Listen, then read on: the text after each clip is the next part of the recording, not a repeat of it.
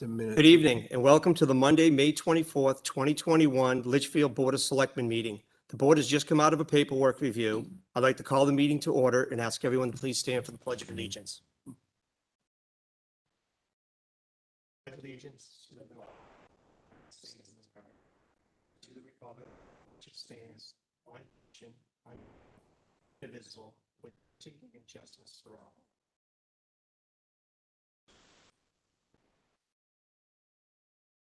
First items this evening are the review and approval of consent items. We have an account payroll manifest of May 18th, 2021 in the sum of $66,906.38, and May 25th, 2021 in the sum of $440,967.70.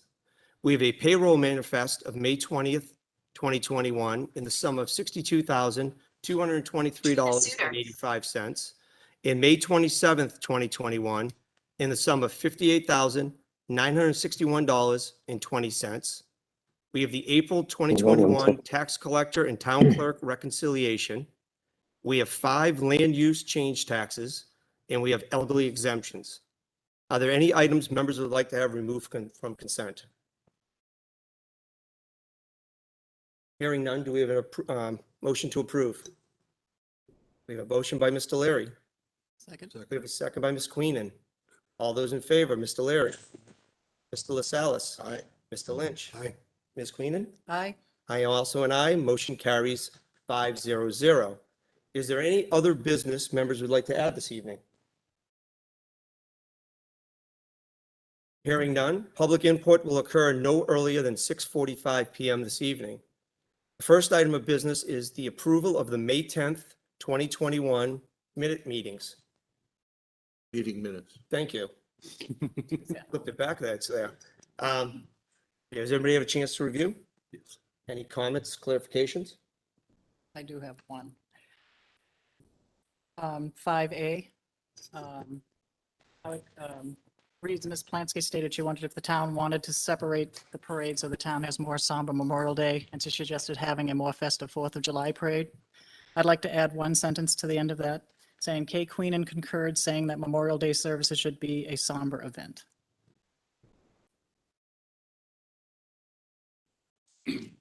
That's all. Do we have any other comments and clarifications?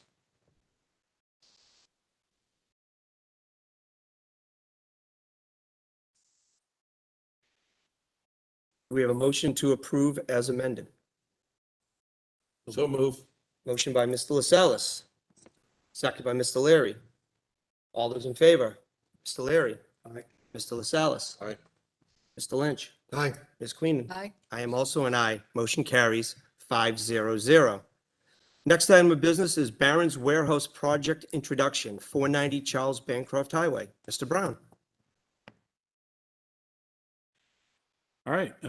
It's a pleasure to report to the board that last week we had representatives of Barron's Major Appliances welcome and introduce a project to our town planning staff and our safety employees. We also had Chairman Weber attend that virtual meeting. It was a good just introduction of the project. So it was the primary purpose really was having conversation and understanding the scope of the project and what impacts it could have on traffic. We had New Hampshire DOT officials attend, and it was just basic feedback that they were looking for. Well, one of the things that was suggested is that we quickly get this information out to the residents and make it public, make sure the Board of Selectmen understand the scope of the project, because you're going to be hearing a lot about it. They're going to require a variance. They'll be working with our planning board, our zoning board of adjustment. And we don't want anyone to be confused with this project. There's a lot of talk about the Amazon distribution center in Hudson. This is not that project. So that's why we wanted to bring this forward this evening. Attorney Andrew Proman is here this evening, along with his team, who's going to present the project to you and hopefully answer your questions. Welcome. Good evening. Mr. Chairman, members of the board, good evening. Can everyone hear me? We can. Okay, great. Mr. Chairman, members, thank you very much for having us. We will keep this brief as this is just an introduction of a significant project that we are proposing come to town. I am Andy Perlman. I'm an attorney with Prunier and Perlman of Nashua. With me tonight is Brian Ellis and Dave Suter, two of the three owners of Barron's Major Brands. And we have Brian Pratt, our project engineer, with us as well. Barron's Major Brands is a small company, a family-owned company since 1947. Dave Suter and Brian Ellis and a third cousin, Mike Barron, own and operate Barron's, and they're the second generation to do so. They have 7 retail locations in southern New Hampshire and 1 site up in Ossipee and 1 in Laconia. And what they are proposing is a 130,000 square foot warehouse on 2 of the Colby lots in the north end of town off of Charles Bancroft Highway. The Barrons have a contract with the Colby family to purchase 2 lots, which amount to 35 acres or so. And they are proposing to take a driveway off of St. Francis Way and install their warehouse. The operation, fantastic. Thank you, Brian. So you can see the New England Small Tube building just south of where we are. We have the residences along, and I guess residents and some businesses along Charles Bancroft. We have the Keystone Automotive building to the south of us. And you can see St. Francis Way at the top of the screen, and just north of that is the St. Francis Church and their school. So what we are proposing to the town is a 130,000 square foot warehouse, which would be a consolidation of the 3 smaller warehouses that Barron's operates now.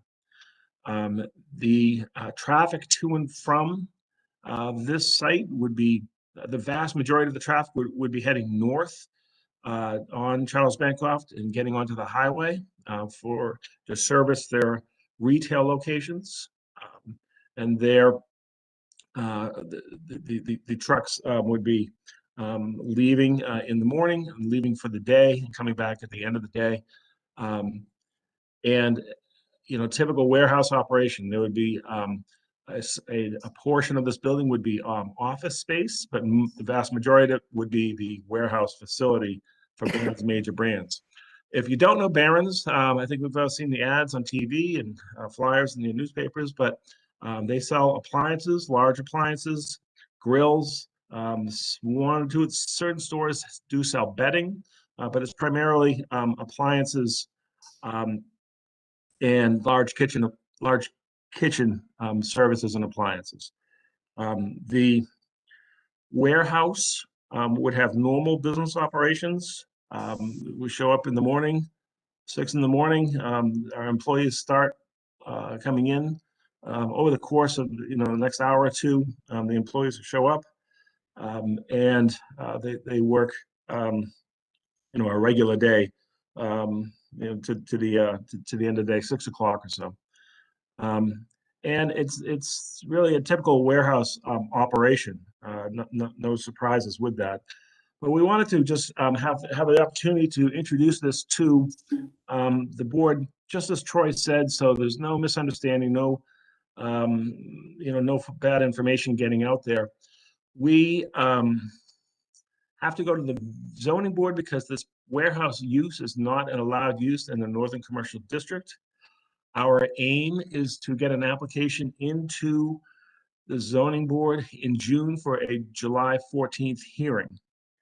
And then should we be granted a variance for the warehouse use, we would then proceed to the planning board for a site plan approval.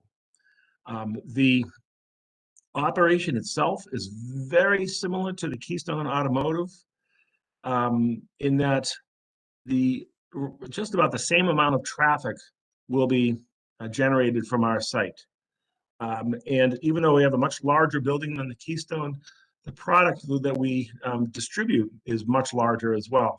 Instead of small nuts and bolts and car parts, we have stoves and refrigerators. So our traffic is going to be, excuse me, very similar to what you see coming from the Keystone Automotive. Brian Pratt, our project engineer with Fuss and O'Neill, was also the project engineer for the Keystone Automotive building. He's very familiar with this site. We are well aware of PFAS issues at the site. We have a great geotechnical engineer, Eric Teal, is on our team, and he's well aware of all the constraints and the movement of dirt and topsoil and what we can do and what we can't do. So we are on that issue. You'll see that there's one of the best features of this particular site is, I don't know if you can make it out, but the topography of the site is really going to work in our favor because the slope of this land is such that we won't see the warehouse from Charles Bancroft, and the homes along Charles Bancroft won't see the warehouse because that's how much it really drops down. This graph that Brian has is a side cut of how the slope, again, works in our favor. And this is accurate to the homes that are along Charles Bancroft. And you can see, looking out the second story window from that home, the sight line goes above our proposed warehouse. So, we will be maintaining the farm and country nature of Charles Bancroft Highway as we see it today. And finally, I want you to know that I had a really good talk last week with Christina Garand, who's the business manager of St. Francis Church. And our task is to keep these folks happy. They are an important neighbor, and we are going to coordinate our traffic flow around their school hours. She did tell me that from 7:15 to 8 o'clock, the drop-off period, and 2 to 3 in the afternoon, the pickup period. St. Francis does have a backup waiting to get onto Charles Bancroft, and so we will avoid those hours, and we can coordinate that with our delivery trucks. We can coordinate that with our box trucks that will be going out to the sites and out to individual homes. So again, we have a family-owned business. We are not Amazon. We're not trying to mimic Amazon in any way. And we don't want folks to get that impression that we have a Amazon facility like what's being working through the approval process in Hudson. And with that, Mr. Chairman, I would ask if Brian Pratt or Dave or Brian could chime in and perhaps correct me with anything or add their own 2 cents. But we just wanted a brief meeting with you folks just to let you know exactly what we're doing coming to town. Brian, you have anything to add? I think you did a pretty good job covering everything. We're currently working on the survey and the wetland delineation. So we're, this is the concept plan. This is, maybe going to change when we get some of those other factors in, but this is the general size, shape, and layout. But, as Andy mentioned, it's going to be pretty much completely invisible from the street, and the traffic volumes are really on the low side. Like Andy mentioned, they get just a few big trucks delivering during the day, and then they have 10 or 12 smaller box trucks leaving that deliver the furniture to the local customers. So it's really just their employees arriving in the morning, the box truck leaving after they pack up, and just a few trucks, 2 to 3 a day, large trucks coming. So really very small impact. I think it's actually a little bit less traffic than Keystone does generate, but it's not, like Andy said, not much larger. It's not going to have much of an impact. We did talk to DOT, and I do have a scoping meeting lined up with them coming up in the next couple weeks. And we're making good progress on our due diligence. And like Andy mentioned, we just wanted to get this in front of the board and answer any questions that you might have that might help us, with our planning.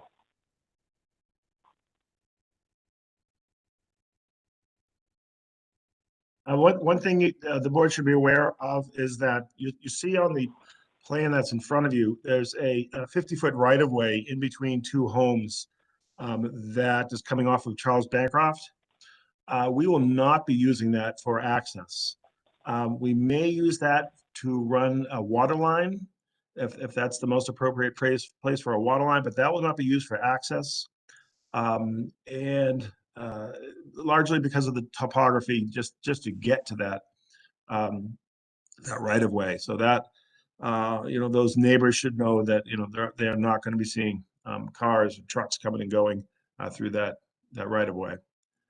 And Mr. Chairman, that's all we had tonight. We just wanted a brief introduction, make sure everyone understands what we're doing. This is a large project coming to town, and we wanted to make sure everyone's on the same page as we move forward.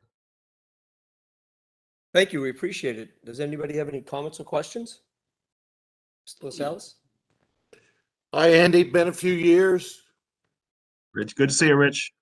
Good to see you. How many loading docks are you going to have?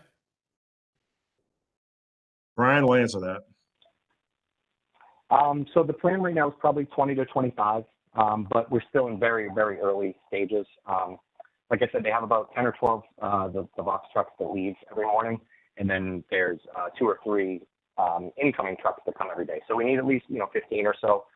They do want to plan for some future expansion, so they may frame them out, but they may not be built right away. But they do plan to expand a little bit in the future over the next 10 years. So probably around 25 or so, give or take. But realistically, they'll probably only be using about 15. How many employees will be staffing the facility? It's about 50 employees. I'm sorry? About 50. 50? Where will employee parking be? So this kind of gray rectangle that I have here, that's the employee parking lot. Oh, that white place there? Yes, Yeah, so I don't know if you guys, I'll try to zoom in a little, maybe you can see it better. Yeah, that's going to be the employee parking lot. Okay, thank you. Do we have any other questions, comments? Yeah, please. Hi, Andy. How are you? Good evening, everyone. I'm fine, thanks. Been a while. I miss Litchfield. Yeah. How many trucks do you anticipate having, and will they be housed there, and will they be registered within the town, or will they be registered elsewhere? So the tractor trailers come from Boston. There's, like I said, about 2 or 3 that come every day, and sometime late morning to early afternoon is when they arrive. So they'll be arriving off-peak hours from the school. And then about 10 to 12 box trucks leave every day to make deliveries. So I assume they'll have a few more trucks. And I don't know if Ryan or Dave have an idea on, I don't know if you thought that far ahead about the vehicle registrations, or if you intended to have more trucks than the 12 or so box trucks on site. Okay, thank you.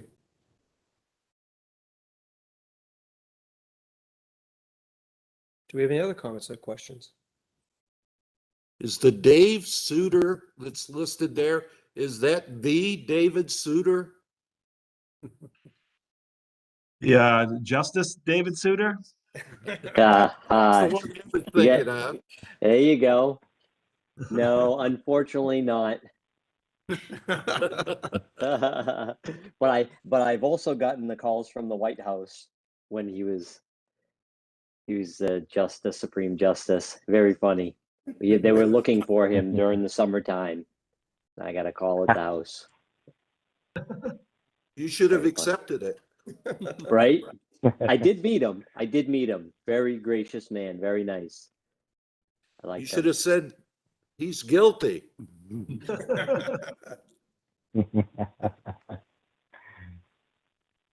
Thank you. Well, listen, folks, Thank we you. had nothing more than that. We do aim to be good neighbors. I have reached out to the Algios at New England Small Tube. Again, we've talked to St. Francis, so we're going to keep that process going. So Andy, do you travel through Litchfield every day to go to work? I do not. I'm on the highway in Manchester, and my office is right off the highway in Nashua. Well, okay. Sorry we missed you then.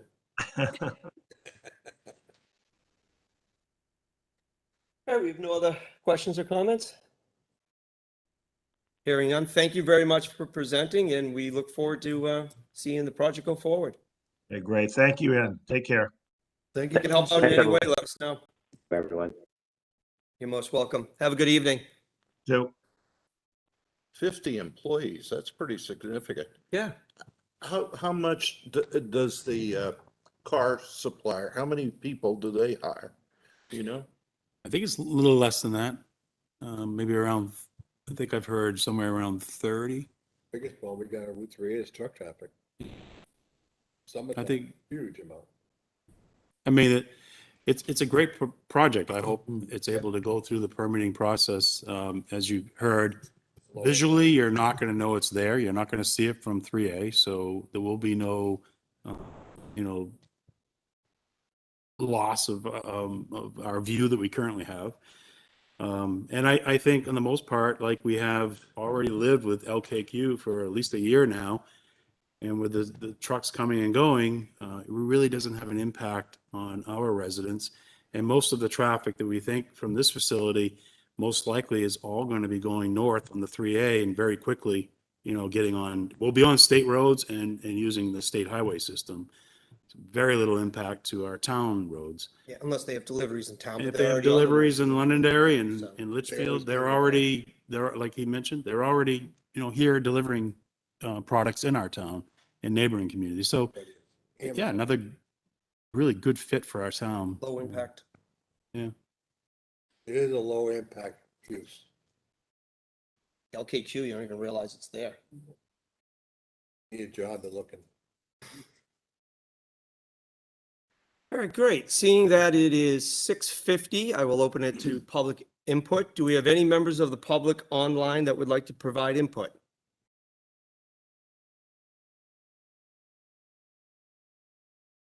Okay, hearing none, we did receive two pieces of correspondence that I was requested to read into during public input. So the first one is stated, "Dear Board of Selectmen, I am writing to you to express the concerns I have in regards to the recent Conservation Commission meetings.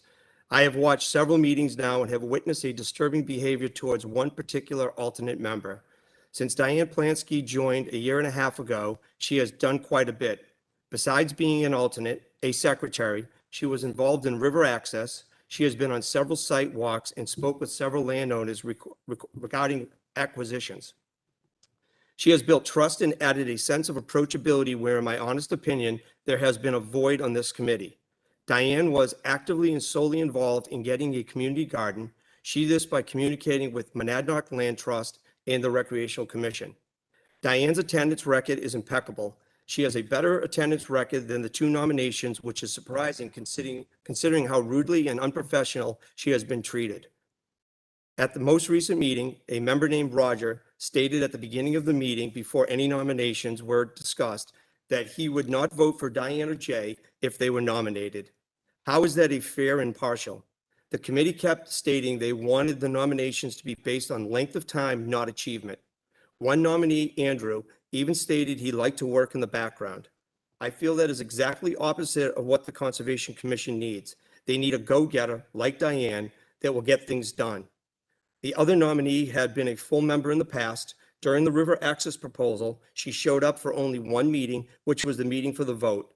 The 4 or 5 other meetings, she was absent. With the Concom losing money due to inaction and their lack of transparency, my hope is that the Board of Selectmen will step in and provide the proper oversight that this commission has been lacking. Thank you, Karen Salidas, 31 Pearson Street." We have one other piece of correspondence that came in. "Dear Chairman Weber, I am writing to state my concern for how the Conservation Commission's full-time member nomination process was conducted during the May 20th, 2021 meeting. This meeting was a special meeting that was requested by the Board of Selectmen in order to bring up 3 candidates to the board for consideration as full-time members. There were 4 candidates up for consideration: Andrew Thompson, Diane Plansky, Marion Godzik, and myself. At the beginning of the meeting, member Roger St. Laurent made a clear statement before candidate discussion even started, and in the statement, he said that if Diane or Jason's name comes up for consideration, he will vote against them in protest. This statement by itself goes against all due process, rules of order, and ethics. Straight from guidelines from the New Hampshire Municipal Association, members shall be treated fairly and equally. In my opinion on this topic and how one is going to vote should never be rendered before the topic is even discussed. Proper process is to bring candidates forward, discuss them with an open mind, and vote, not disregard candidates before the process has even begun. Had a statement like this been made prior to a developer coming in for plan approval, the town would be at risk for litigation. In the end, the Conservation Commission decided to bring forward two candidates, Mr. Thompson and Ms. Godzik. The commission totally disregarded Ms. Polanski and did not even bring up her name for discussion, even though her accomplishments over her nearly 2 years of service exceeded, in my opinion, those of the other candidates. Ms. Polanski has also had the highest attendance record of the candidates, has been the most active candidate outside of the commission meetings, consistently volunteers to take on tasks, community garden, community outreach, etc., and was able to single-handedly bring a key land purchase to the commission, which will help offset the losses incurred due to the inactivity of the Conservation Fund. Furthermore, she brings energy, passion, knows the pulse of the community, and has the ability to communicate something that this commission needs. To me, Ms. Polanski at least deserved discussion, but that did not happen as Mr. St. Laurent's comments at the onset of the meeting set the tone. The process was void of open discussion regarding what every candidate brings to the table, and Ms. Polanski's nomination was basically shut down before the process began. My comments are in no way intended to compare and contrast candidates. They are intended to point out that the lack of process in selecting the candidates to bring forward to the Board of Selectmen. Jason Brennan, Conservation Commission, alternate. Do we have any other public input? Hearing none, we will close public input. The next topic is Conservation Commission interviews. Mr. Brown.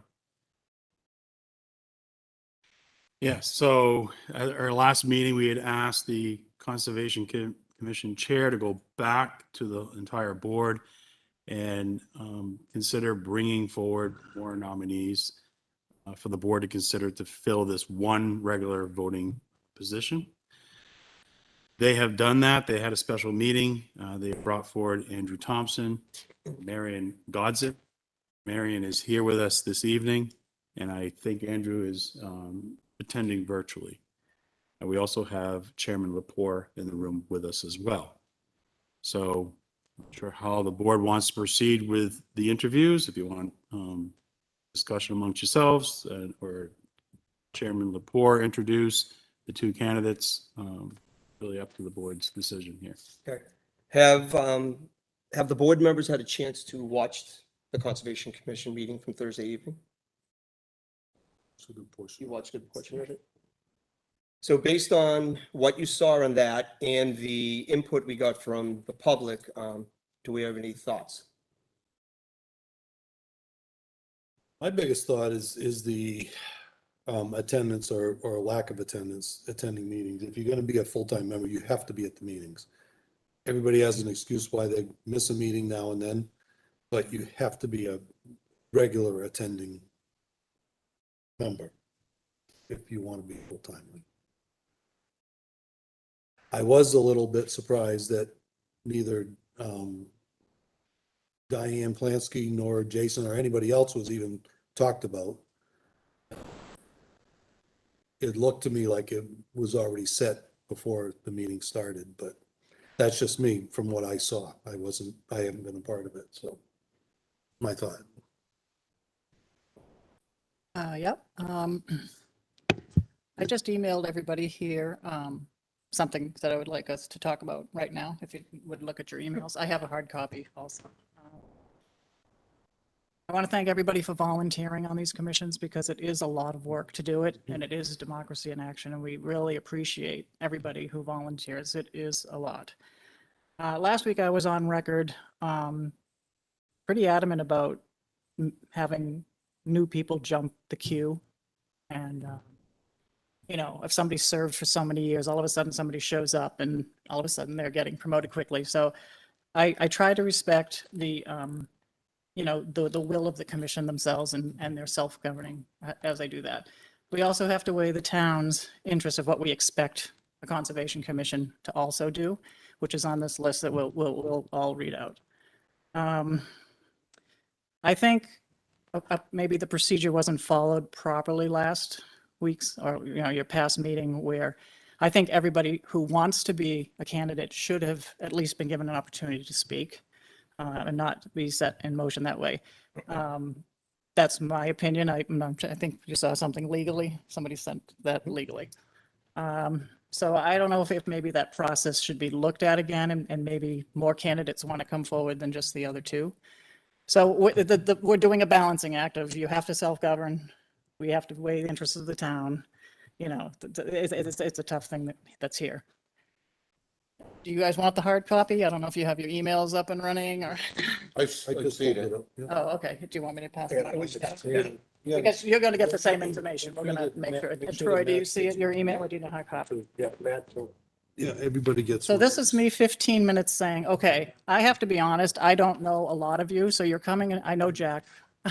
I know a few of you, I know Matt Lepore, I know Joan, I know Harry, Michael Croto, I know Kevin Lynch. I really, and obviously, John Curtin. I really don't know Marion. I haven't been introduced to you. Andrew Thompson, I don't know. I've heard your names, but I don't know you. Jason and Diane, I've met really through Facebook, like, running for board and all in his WhatsApp page. So I really don't know them personally or what they've contributed. So even for me, if I'll say the two of you, say it's Andrew and Marion come forward, I don't know you enough yet to gauge it. So I just put together some questions, which we'd probably ask you anyway. And it doesn't have to be tonight, but this is just, again, my 15 minutes is quick. Does Matt want a hard copy since he's, do I have an extra one? Oh, you got one, okay. So I just put together a quick matrix here. I don't know if you can show it up on the screen, Troy, if you'd want to or not, but we can send this out. And again, board, add to it or subtract to it, or maybe tell me to be quiet about it. But this matrix here, I would like to know from the candidates, you don't have to answer now. Number of years you've served, whether you're a member, a full member, or an alternate. Oh, poor Terry, yeah. It's a long meeting, right? So I just would like you to fill in like a matrix. Here's the information I'd like in the candidates. Number of years you served, whether you're a full and alternate member, and I know you had multiple roles over the years, whether you took a leadership role of chair, vice chair, the secretary, clerk, or member, your attendance overall, the town, and again, maybe I'm speaking out of turn, but I would like to understand it. I think these 4 things for the town are important at this moment. Acquiring land, which is limited. So who's been working with owners and who does grant writing? I have no idea. Protection of land is important. Maintenance of the land is important, and any recreational use on the land. So again, put your experience, just quickly bullets in here, whether you participated or not. As far as other town projects, I know I'm hearing river access, Moores Falls, muster grounds, trails, other, put that in. I'm hearing other people have other skill sets that come in, whether it's the GIS mapping is a big one, weather is a big one, fish and game, trash cleanup, garden. I'm hearing about this community garden. Any other things that the candidates have done? On the planning board myself, I have seen conservation members come out and do site walks with us, but if you've helped with site walks on zoning, planning board, heritage commission, or recreation commission, that would be good. Anybody who has experience working with the State of Department of Environmental Services and, doing local comments on wetlands. Any studies you've done in Litchfield about our resources, how you educate the public? I don't know if you create pamphlets or whatever you do, or post them online, and community outreach and getting the word out. And I think at this point, just me speaking, I do think we do need a master plan for the commission of what land you are eyeing or how you want to go about how doing that. And any other items you think are pertinent. Again, this is me 15 minutes just saying, I don't know you, but we want to see what you have. And nobody's going to have all of this. You might have 5 items. You might have more service, but more experience, or less service, but bring more to the, we don't know. So this is just me trying to be fair. And we could have asked you this anyway as you walked in as an interview, but I don't know. So again, I don't know if a process was broken about 2 people, 4 people, or public. I have no idea. We can discuss that. But I would need to know some of this information personally about the candidates. But I do want to respect the leadership.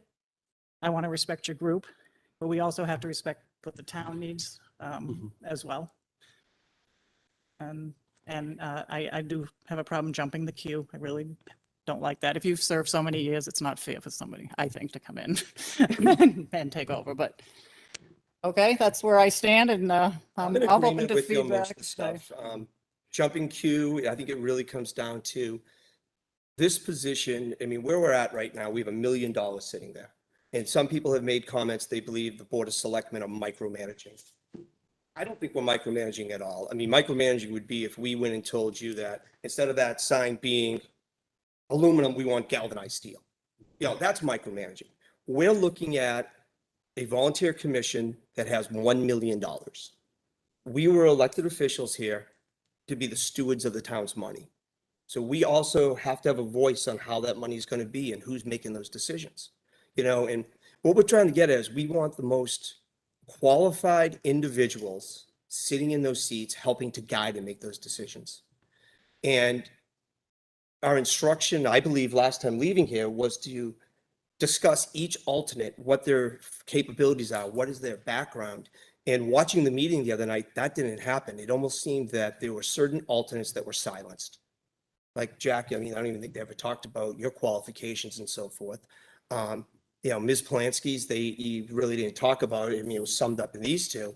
You know, and then we look at one more thing. If you look at Jason Brennan, I mean, he's got 32 years in municipal consulting, environmental engineering, 5 years for the city of Concord in the engineering and planning department, 27 years at an environmental firm doing global management technology consulting, practicing leaders implementing technology solutions. He's had over 100 New England cities and national governments as clients.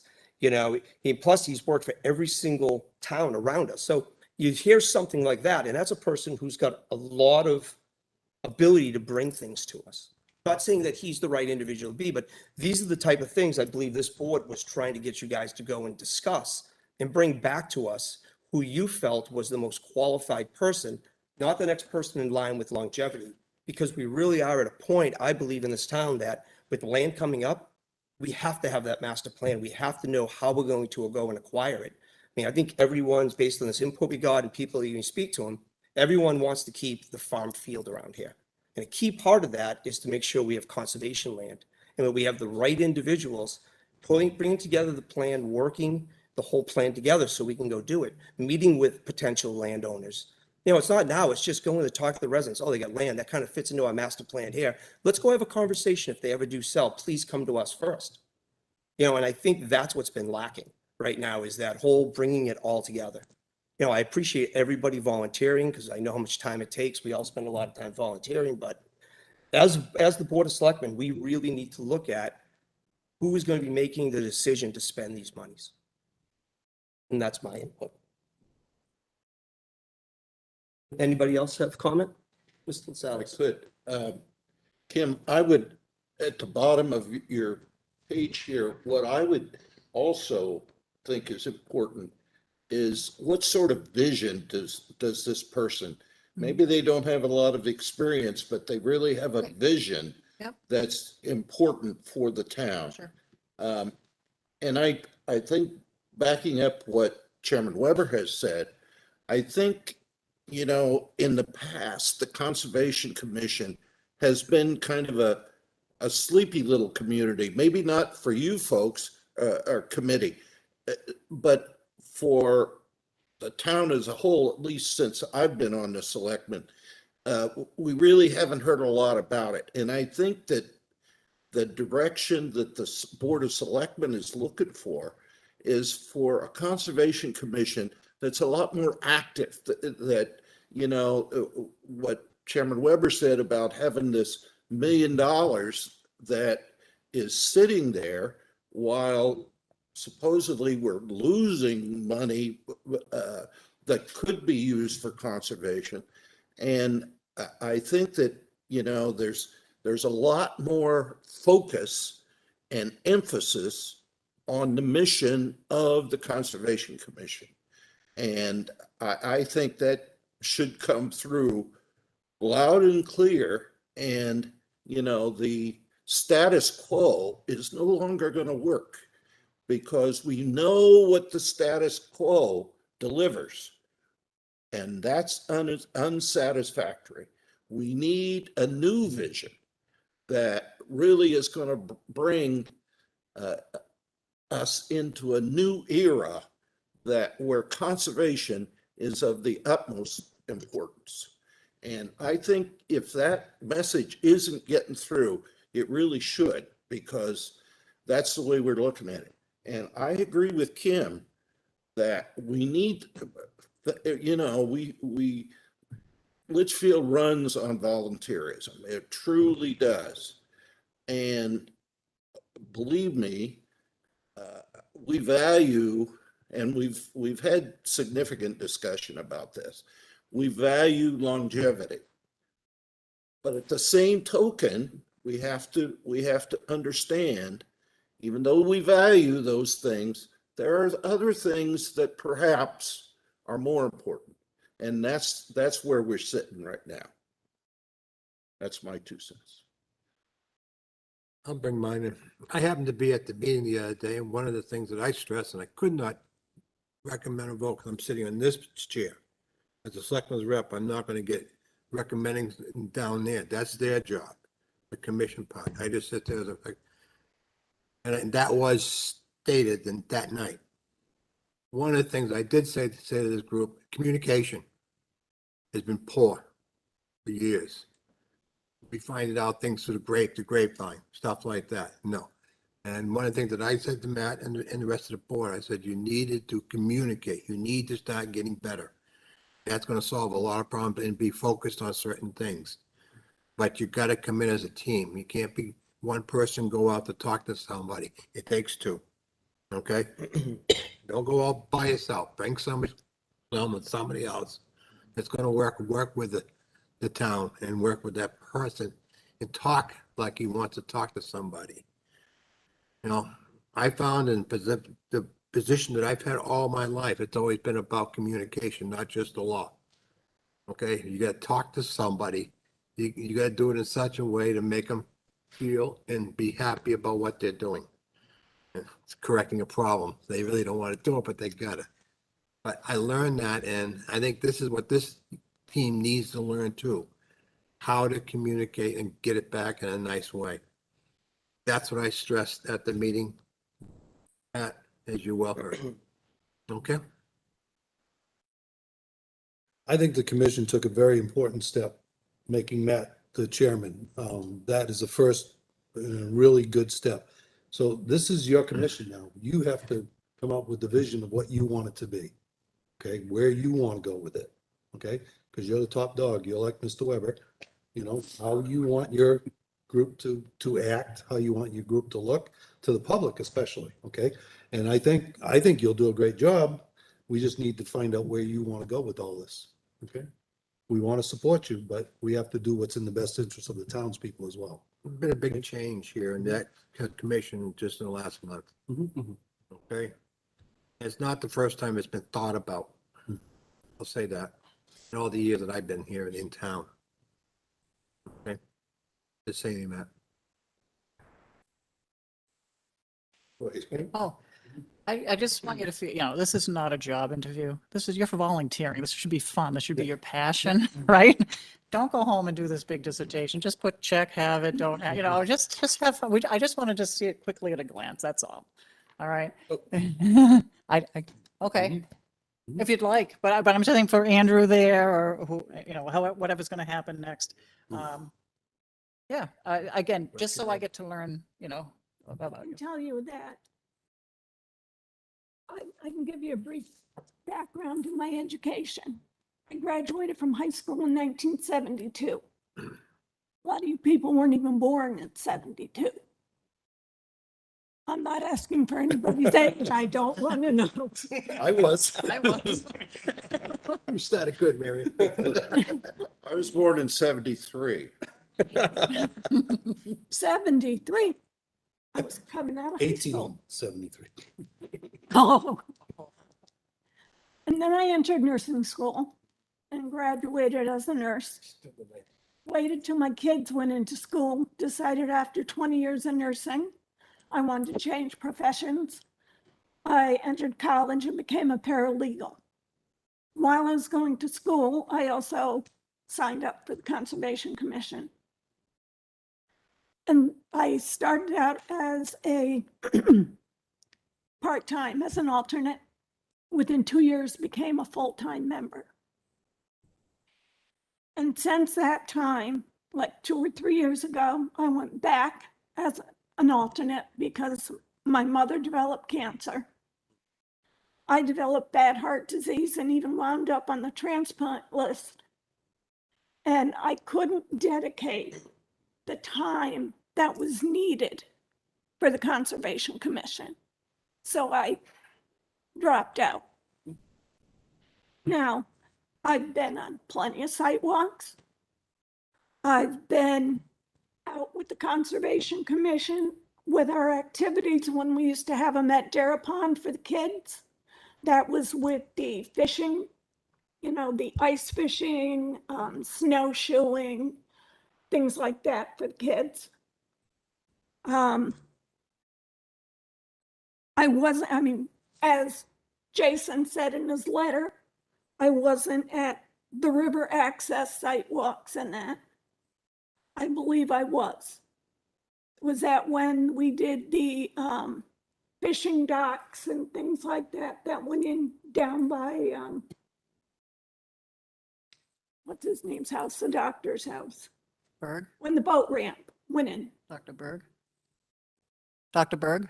Yes, The river access comment was not for Mr. Brennan. It was within Ms. Salitas's letter. I was there for that. I want to just correct on who you thought said it. You know, fishing game I've worked with. I worked with Harry Manzikian, Joan McGibbon, a lot of the people we did kids fishing derbies. I looked at the fen up at the end of Mike Lane. The fen was one of the places I had been assigned to look at and to keep track of. I have to say, I've been there when there's been tires in there, all kinds of stuff that shouldn't be on conservation land. I've also looked at the property across where the food pantry is, and that place had hills of tires in them. Not something we want the town to have in it. You know,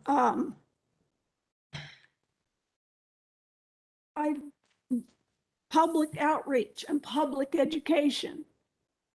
Anytime I see somebody that says, gee, do you know what's going on in so-and-so? I will speak to them and I will say to them, hey, yeah, you know, I'm on the Conservation Commission. This is what's happening. You got a question, little kids come up to me. I was on site walks and I saw snakes running through the grass. I'd pick them up and show them the snakes. You know, as far as, now, do you want me to be completely honest?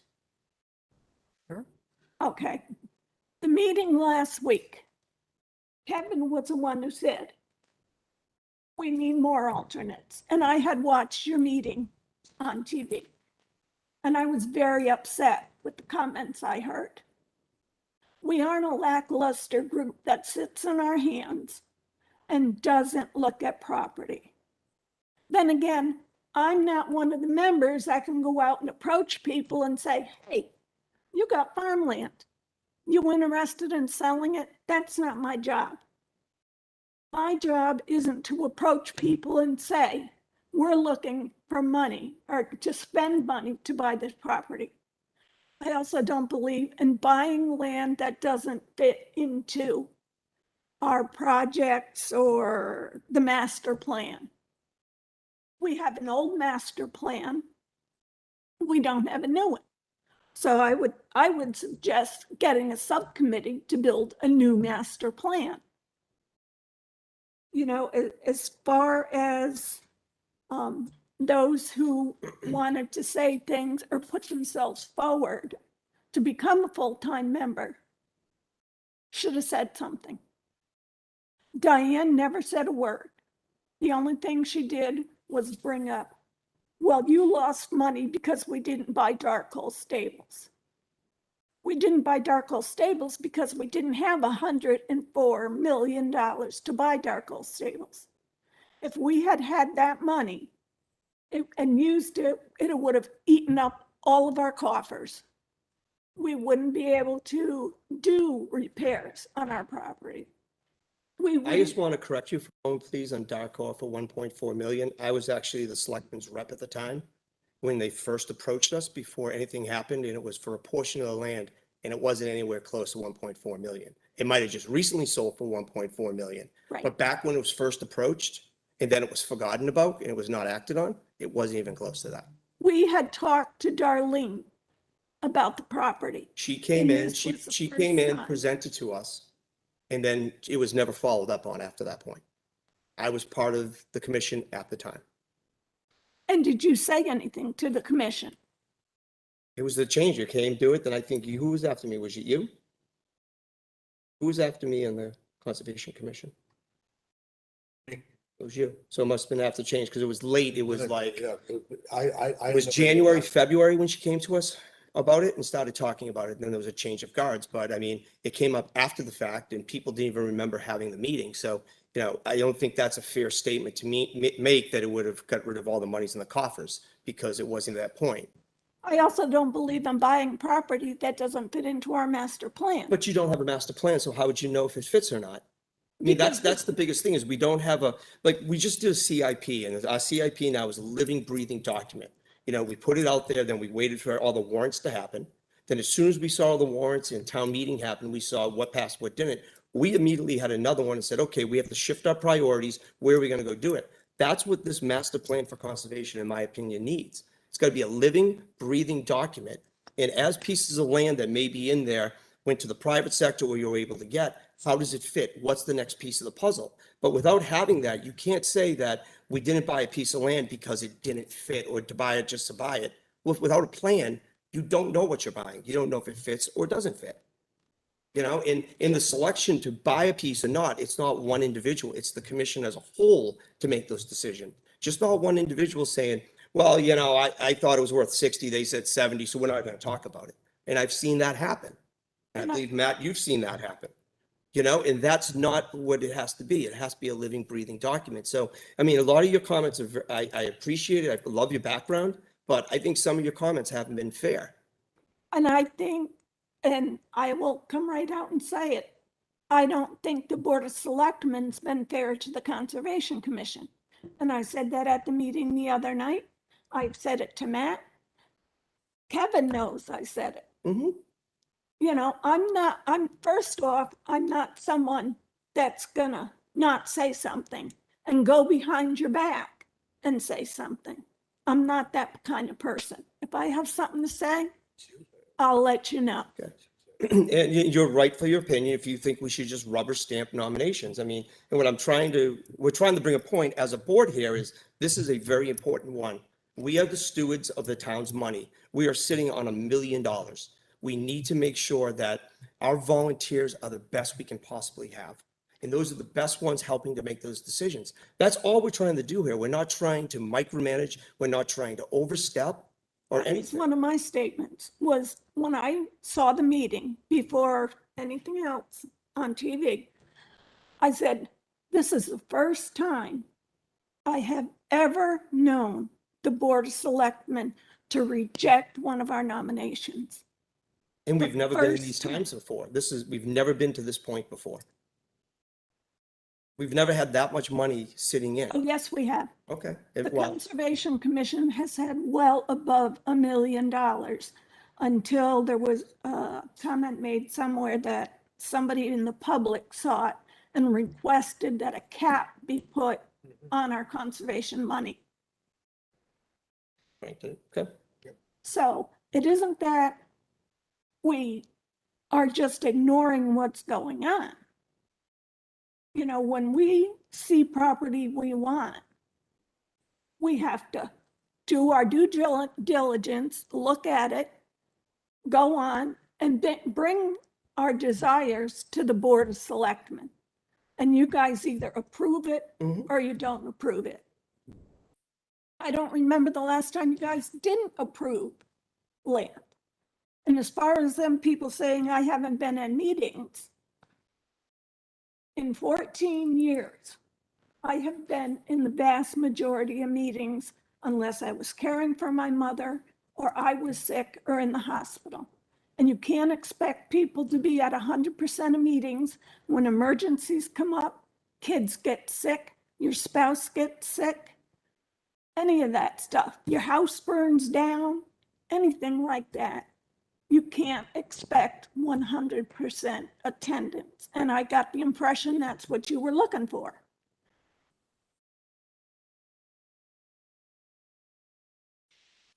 And that's just me being honest. You know, Okay, I thank you. figure if, you know,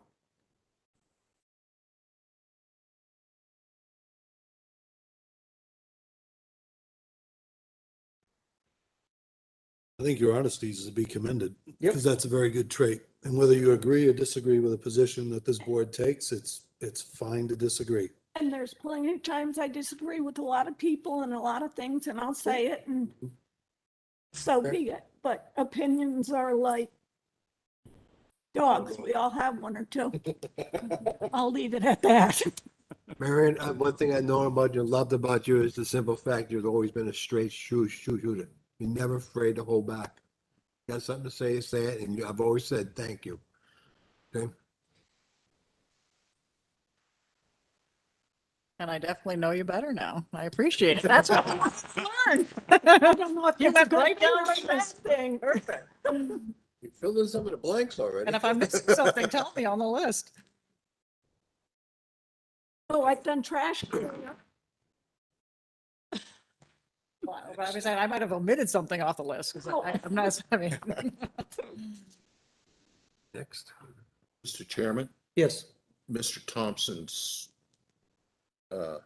maybe he has something to say. Definitely. I was just going to ask Ms. Godzak a question. So what are your short-term and long-term goals or vision for the Conservation Commission? Personally, I like Litchfield as a farming community.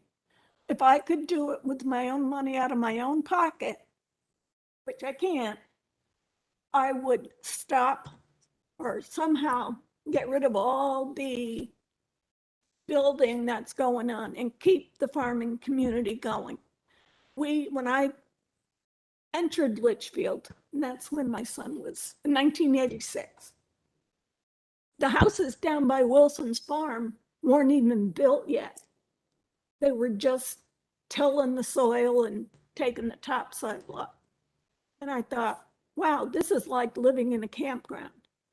And that's exactly what I thought of it. My kids were swimming in Darrah Pond when they were little, playing the ball games there. Boy Scouts, I worked with the Boy Scouts for many years. Lee Florence and I were co-leaders of a pact until my son Christopher got out of it when he was a teenager. But I would like to see Litchfield keep the farming community feel to it. I don't, granted, people have their own property, they can sell it to who they want. But, my thing is, I don't like driving around and seeing all these houses all nestled together and that's just me. I grew up in a farming household. But as a member, how are you going to help do this? How are you going to help? I'd be Achieve more that. than happy to work on the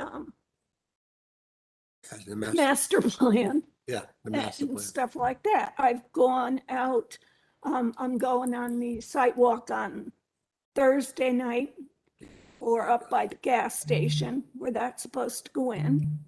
I've gone on several site walks just recently. The one with the gas station we did in the winter.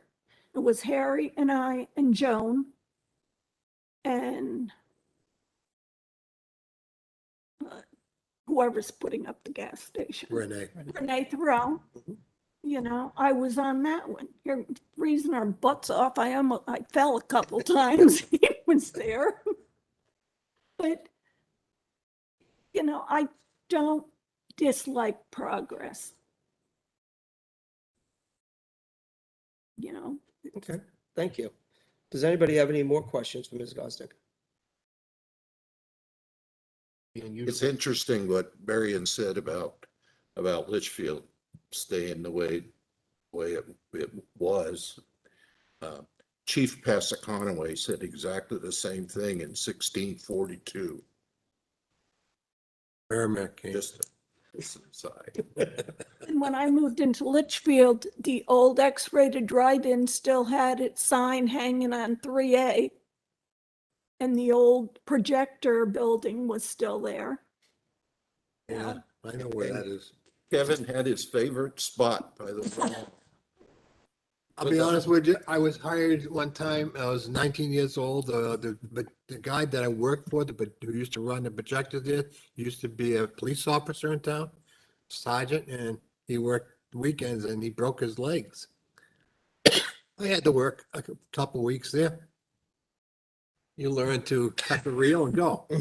That's all I have to say. My parents were very proud of me. All right, well, thank you for your input. Greatly appreciate it. Mr. Thompson, would you like to comment? Welcome. Hi, can you hear me all right? Yeah, we can. Great. Hi, everyone. Thanks for having me. And I guess I just want to start with, some of my background too. I got my Bachelor's of Science in Environmental Science and Policy.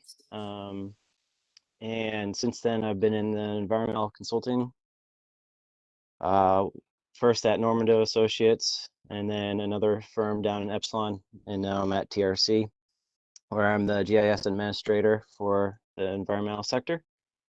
I've been doing GIS for 10 years or more now at this point. I've dealt with helping with local, state, and federal permitting process with geospatial analysis and mapping. Been living in town going on 4 years now. Been on the commission for about 3 years, or a little over 3 years now. I'd say my attendance has been moderate with raising 2 young boys. I've had to miss a few here and there, but that's to be expected as family comes first.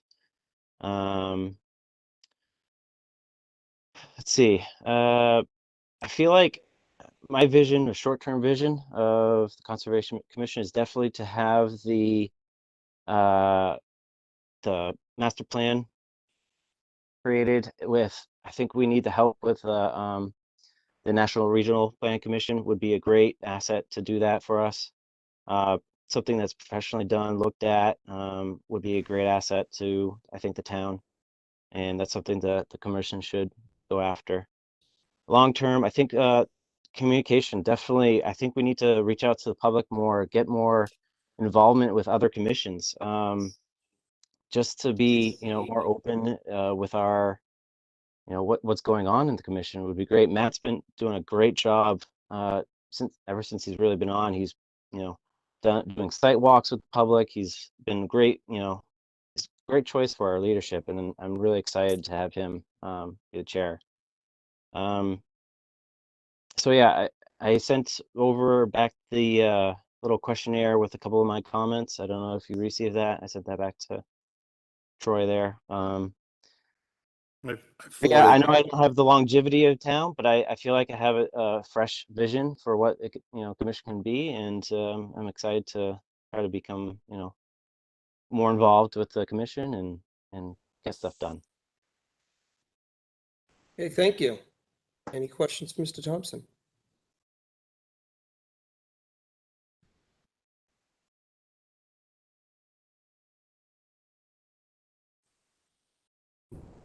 Can I say something else?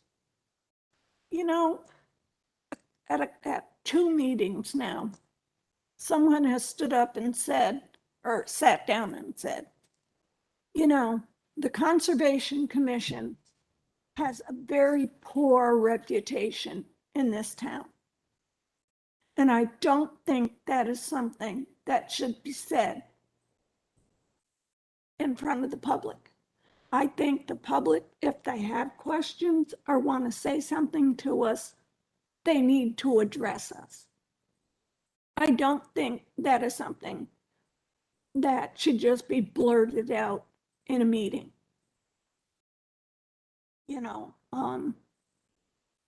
I would not do that.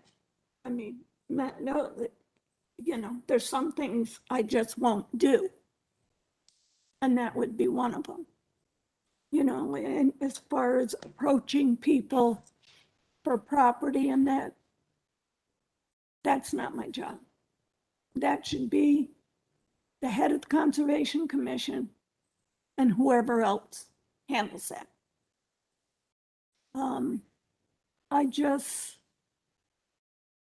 I just find it hard to believe the way things are going. Kevin was the one that said 2 alternates or 2 applications would be fine. Because we kept chucking around saying, who else wants to put their name in? Well, I correct you on that. On the board, I was trying to get 3. Right, and then you went down to 2. One was It gonna was- vote 3. Well, I know there was a point where, I think it was Mr. Brennan went to make a comment and he was told by you that he couldn't speak because he was an alternate. So I mean, That wasn't what I was trying to do. And I'll well, that's what explain came myself. across, but even when I watched the meeting and I watched it again, that's what came across. So in my opinion, I don't think it was a healthy discussion. You know, I think our direction we gave was to go back, discuss all the alternates, all the, what they each bring to the table, and then come back with us 3 individuals. I believe is what we stated that evening. I remember it's 3. That's You know, not and- what we got at that meeting. Well, and that was what I think the instruction was. If we reflect back to the, what are the, do you have the, I recall 2 or 3. what do the minutes say? Do you have those, Kim, the Do I have- printed out Was this version? last weekend or do you want the Yeah. prior week? I thought it was 2 or 3, but we were looking for 3, I believe. What is the, And I think What are that's the what minutes Kevin said reflect? as well at the meeting. Because Kevin even said, you know, well, I don't think they'll complain at 2, or I don't think they'll be upset with just 2. you find it? It's a motion. Save it. It's right there, that's it. Set it. It's, Which page? conservation, looks to be on page 3.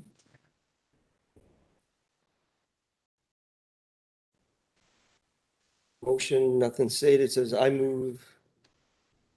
Mr. LaSalle made the motion. It was seconded by Mr. Leary. Says, I move to invite alternate members of the Conservation Commission who would like to be a permanent member to meet with the Board of Selectmen along with the leadership of the Conservation Commission. Was the motion. Let's get management kid in here to talk. Is there anyone that wanted to be a member? Yep. Which would be the 2 that we have and possibly Jack sitting there and Diane, right? Yep. Okay. Yep, and Mr. But so there were 5 potentials that it could have been. Who are you looking for to put on the board? We're not looking at anyone. We're looking for the most qualified individual. And I think it speaks back to Ms. Queen, and she really can't make a recommendation or decision because she doesn't know the members of the board. And I think that was her intent when she put this together, was to have everyone go, have the commission go back, open discussion with everyone, fill in the matrix, bring it back. Is that where you were going with Yeah, that? and I'm not looking for like the most best qualified. I'm just starting to look at well-roundedness, you know, contributes in the past, plus their skills, yeah.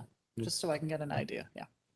That was my suggestion, but again, No, Also- that's fine. I didn't get this until I just walked in. I just created it She's today. finished it. I was just saying, okay, if I, you know, I didn't know if we were gonna be interviewing people tonight or not, so I was just, these are the things I would like to know. So I just started to just jot some things down. So I get the impression you're still not happy with what has happened tonight. No, that's not true. No, I I'm just not questioning addressing it just to procedure, you. right? Yeah, it's Yeah. procedural. I mean, and I was hoping that everybody was going to have a moment to speak at that meeting, and it just didn't seem that that happened. If I may. Of speak course. about that. Go ahead. I'm not the most eloquent speaker. However, I was concerned with that. I wanted to make sure that everybody had the opportunity to speak who was interested. And even in the email that I sent out to everybody, I said, hey, if you're interested, let me know. Send me an email back. I'm disheartened to hear that that was perceived that it did not run that way. And I take full responsibility for it not running the way it probably should have in that regard, making sure everyone was able to speak. There was a lot of passion at that meeting as well, but I wanted to make sure that anybody who had input could speak. I know a lot of people had a lot to say, and I remember speaking with Troy about it and making sure that we have the right formula that we're going for in doing this, because if the first thing happened was somebody made a motion and we went, that mechanism was locked in, you can't, I didn't want to push people in one direction for that meeting. My understanding was that the board wanted a couple more people to come back who we had recommended for them to consider.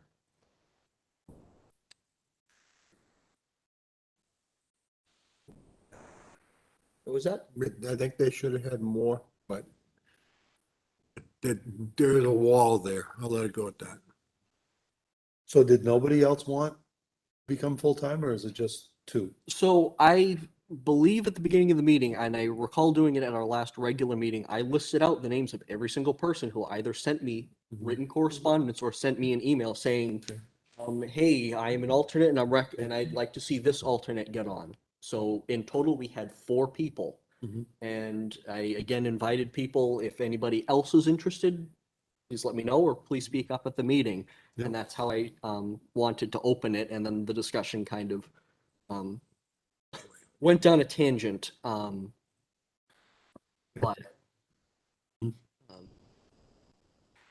So what's the will of the board? Do we want to push it back and allow Chairman Lepore one more time to give an open, honest, to let everybody talk about their credentials, what they feel is the right individual, and have more of a open discussion than we feel that happened before?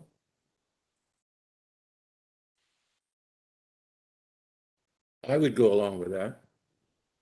And try to use Ms. Queenan's matrix as kind of Add to a, it, add to it. add to subtract it. I mean, by no means are we know all the ins and outs. I mean, It's meant to put anybody on the spot. I would like you to go back and think about it. I hate, job interviews are tough when you're, especially with 20 people, especially with an audience watching.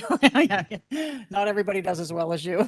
Or I something. just don't think it's fair to keep sending it back to us. It almost feels like you're looking for someone in particular. personally, I'm not looking for anybody in particular. I just want everybody's credentials vetted out so we can appoint the best individual to move forward. That's all we're looking for. I mean, I don't know you, I don't know Andrew. Jack, Yes. you have an interest in it too? I actually am not interested in it because of Okay. my record, so to speak. What I mean by, let me speak on that. Let me clarify that. Wow, okay. You went to law school, didn't you? There we go. So, for people who don't know me, my name is John. My real name is John. People call me Jack. I'm Yeah. an alternate member on the Conservation Commission since 2017. Obviously, I will admit I am definitely not the best in terms of attendance because of the past, 6 years I've been working on my undergrad, and then obviously I just finished up my master's today at Boston College, and basically, oh, thank you. Appreciate it. And so, I mean, I am definitely self-aware that I know that at this time, I just wouldn't be able to put the same commitment that is needed for a full-time member here. However, I would like to, going forward, love to help participate more in the Conservation Commission, starting, after today more. And obviously, I guess if you want more of a vision, what I want for the conservation is I would love to have the board, the selectmen, and all the boards work together really well. And I'd love to keep Litchfield the way it is. By what I mean by that is like certain parts of Litchfield make Litchfield. Like for instance, if you're traveling on Charles Bancroft, there's like a certain like cadence or just aroma that you get like when you're traveling up from Griffin and then all of a sudden Normanton and then Wilson's and McQuestion's. There's just certain parts that are good, and then also other parts that could be designated as well. But that's all I have to say. Thank you. I think also many of us have different skills we're good at. Mhm. I'm somebody that could walk up to somebody and break out in a conversation any day or night, but if I had to plan on something, forget it, or stand up in front of a crowd, forget it. That's just not me. There's other people that are great at that.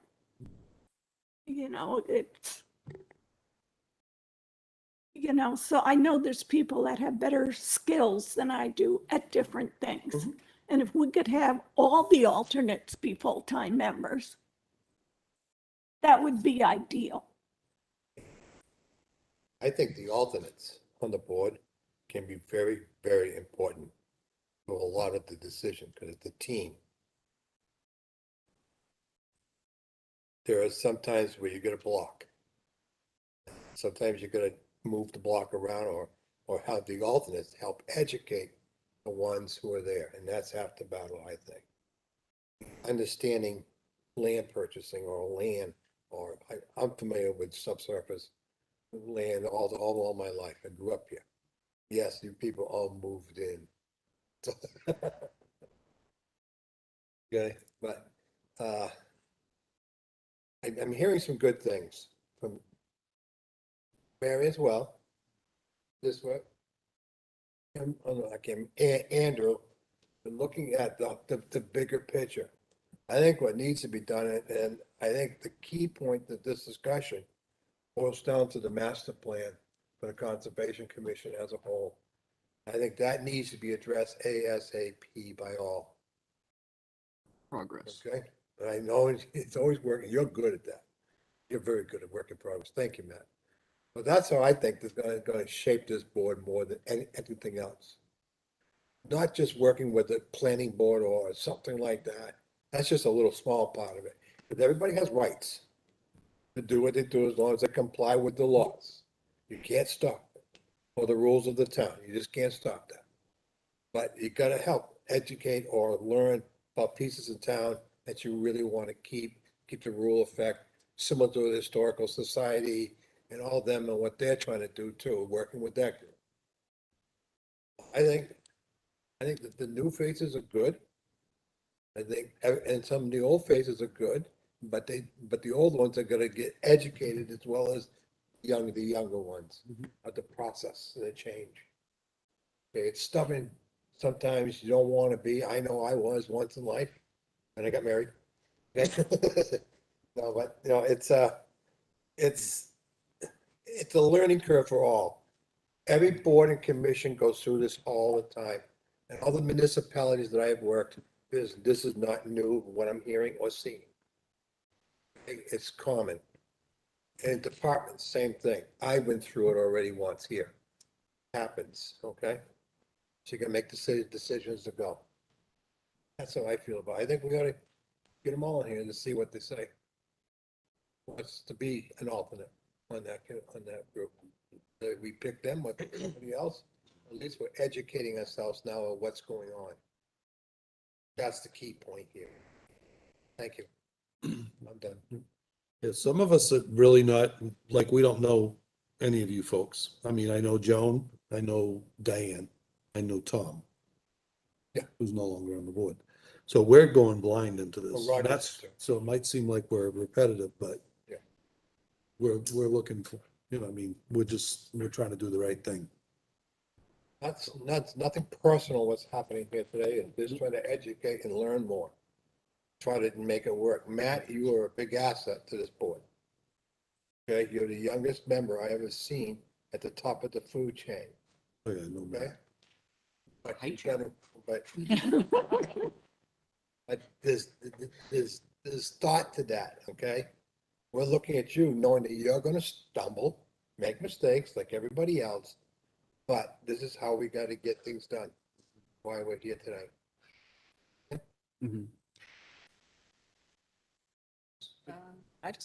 For my own clarification, it sounds like you reached out twice in your commission for people to apply. Yes. And then what happened at the meeting last time kind of, I know once a motion's on the table, it's strategy. You kind of it kind of went a certain way. Yeah. Do you feel that anybody else who wanted to maybe be an alternate had a chance to say it? Or because the motion was there, you know, the Roberts rule, everything was kicking in at that point? So I do believe Diane expressed interest and she did speak to her qualifications, and ultimately that's what I attempted to do, even though I didn't explicitly tell everybody, hey, you're gonna give like a job interview. Why do you want this job type discussion? And I do believe we did get that out of we got that from Diane, we got that from Aaron, we got that from Andrew. So I do believe that people did have the opportunity to speak, but And I'll admit, I jumped all over Diane. Yeah, I mean, that's my thing. I don't think everybody had, I think people spent more time trying to defend themselves than actually have a discussion. yeah. Because it was much more, someone would make a statement, somebody would go to contradict the statement, and it just felt like the tensions were just kept rising. And a couple times you had to calm the tensions back down. And I suppose as being a new chairman and kind of the style I'm looking for in having this commission operate, I kind of want the power to be with the commission. I want all the members and all the alternates to be able to have a voice and be able to have that open discussion. So I guess if I'm being blunt, I didn't really want to, you know, start censoring people in a way and like pushing the dynamic of which way the board was going, because I led in with that. It's like we have the request from the Board of Selectmen to move in this direction. However, the commission can choose to which direction it wanted to go in, and we came out with our two recommendations and the heated discussion that preceded it. The So I guess discussion is good. Yeah. Discussion is really good. I mean, we have a lot of discussion too. So discussion is good. It's something, you know, that I think you need to have an effective board. Mhm. So, going forward, at least, if it sounds like the plan is for us to revisit this perhaps again, making sure that at the beginning of the meeting, it is explicitly understood that everybody who is interested must speak up and then announce themselves and then discuss their position before we get into any further discussion. I think the other challenge you have is there's a bias right now from voting members. Okay. So I think you may have some people that could be qualified, but will never get the nominations because of the biases that are happening right now. Okay. I think that's probably going to be your largest struggle that you personally are going to have, Mhm.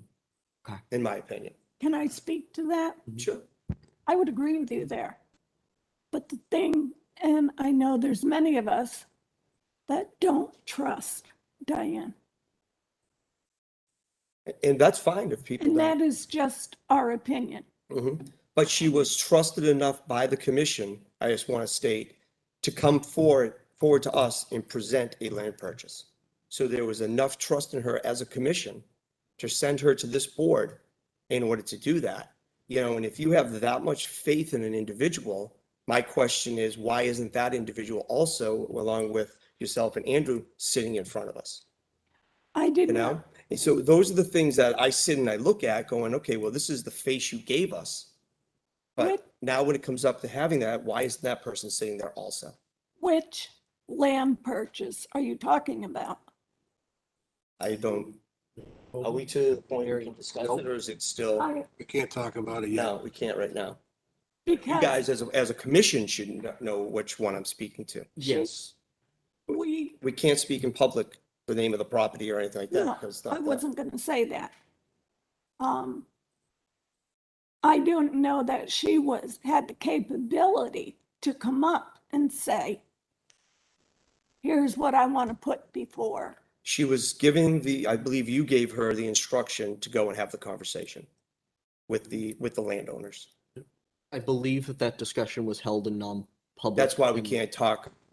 Right. Well, no, I'm speaking about her being sent. Okay. That was a decision from the commission, and that's to kind of just jump on another issue real quick, is that I am drafting a communication policy so that we can actually have a solid structure for who can go speak under what circumstances with what, with permission from the commission. So, but yes, there was permission given to Diane It's like, during. and that's part of the miscommunication. I know, I mean, I've been at all the meetings this year. Then you must have been at the part where she was given the go-ahead to have the correspondence if you were part of the meeting that evening. I never heard that she was given permission. I mean, Mr. Chairman. I think we should let that go. I Yeah, think the what's board yours? is at a point right now where you have two candidates, you've listened to them. This board has the ability right now to make a motion to appoint one of them. There's only one vacancy. Or to send this back to the commission one more time. Ask Mr. Chairman Lepore to make it crystal clear to the membership, whoever is interested in this position, make it clear at the meeting. And just because we have some comments that maybe the process wasn't as fair and open as it should have been. But I think that's where you're at. I think so we're getting also. off track and Yeah. need to move on. So what is the will of the board? That was my question. I wanted to make sure. The two that here is great. And do we make a decision? Mhm. Or do you feel that that motion stopped maybe other people from coming up? So instead of two, then five. I don't care if there's two or five. I just want to make sure the process was followed. I did after the second motion to recommend, I asked for a third, I got silence. So it was open, we could have nominated everybody, we could have nominated one person, but I didn't receive any more recommendations. But was it silent, do you think, because somebody had said at the beginning, if it's person A or B, I'm not voting for them? I don't know if that. And due caused to the bias silence. I of don't the know. people That's- that were given voting rights that evening, were those two people ever going to be discussed? That's what I'm trying to understand. Should we keep the two, or do you think we should have you go back and say, I would agree, the comment made, preceding any motion or any formal decision-making, one member saying explicitly that they would not do something, I do think that there's an ethical issue there. So, I would let the board know that. so that might be the silence you're hearing. Maybe somebody didn't speak up that wanted it. We don't know. I But that- wouldn't call that unreasonable.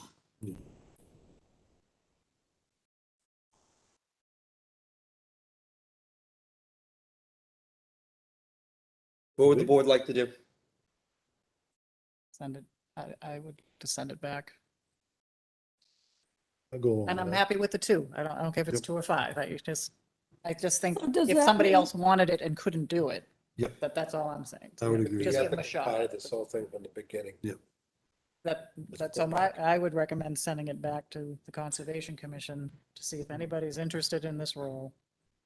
And they can fill it out or not. It's just for us, I would like to see everybody. very that's light check interested. marks, whatever, but, Excuse me, Mr. Larry? I said, I would like to see everybody that's interested be able to come sit before us. does that mean I have to come back again?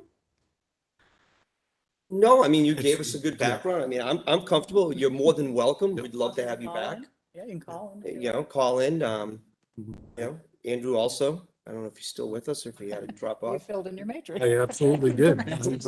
I was paying attention. I mean, very well.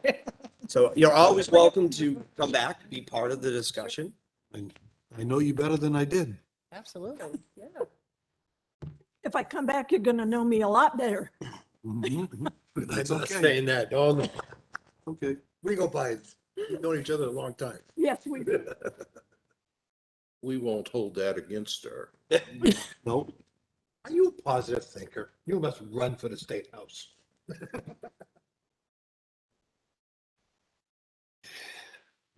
So do we have a motion on how to proceed? You stated you would like to see everyone interested come back to us?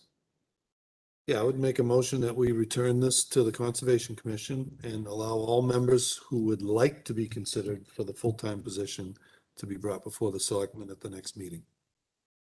Okay, we have a motion by Mr. Leary. Second, We have a second by Ms. Queenan. Do we have any further discussion? All those in favor, Mr. Leary, All right, Mr. LaSalle's, Aye. Mr. Lynch, Aye. Ms. With, Queenan. with the, remember, I'm not voting for bringing somebody back. They're all gonna be because- coming back yeah, to us. because they the have the conflict, opportunity to come back. the conflict. I am also an Just aye. Motion carries 500. So nobody is silenced. Thank you for everything you do. I know it's a tough first exercise as a new chair. Yeah, we're going 0 to light speed. Yeah, Real quick. they'll do a great job, Matt. Buddy.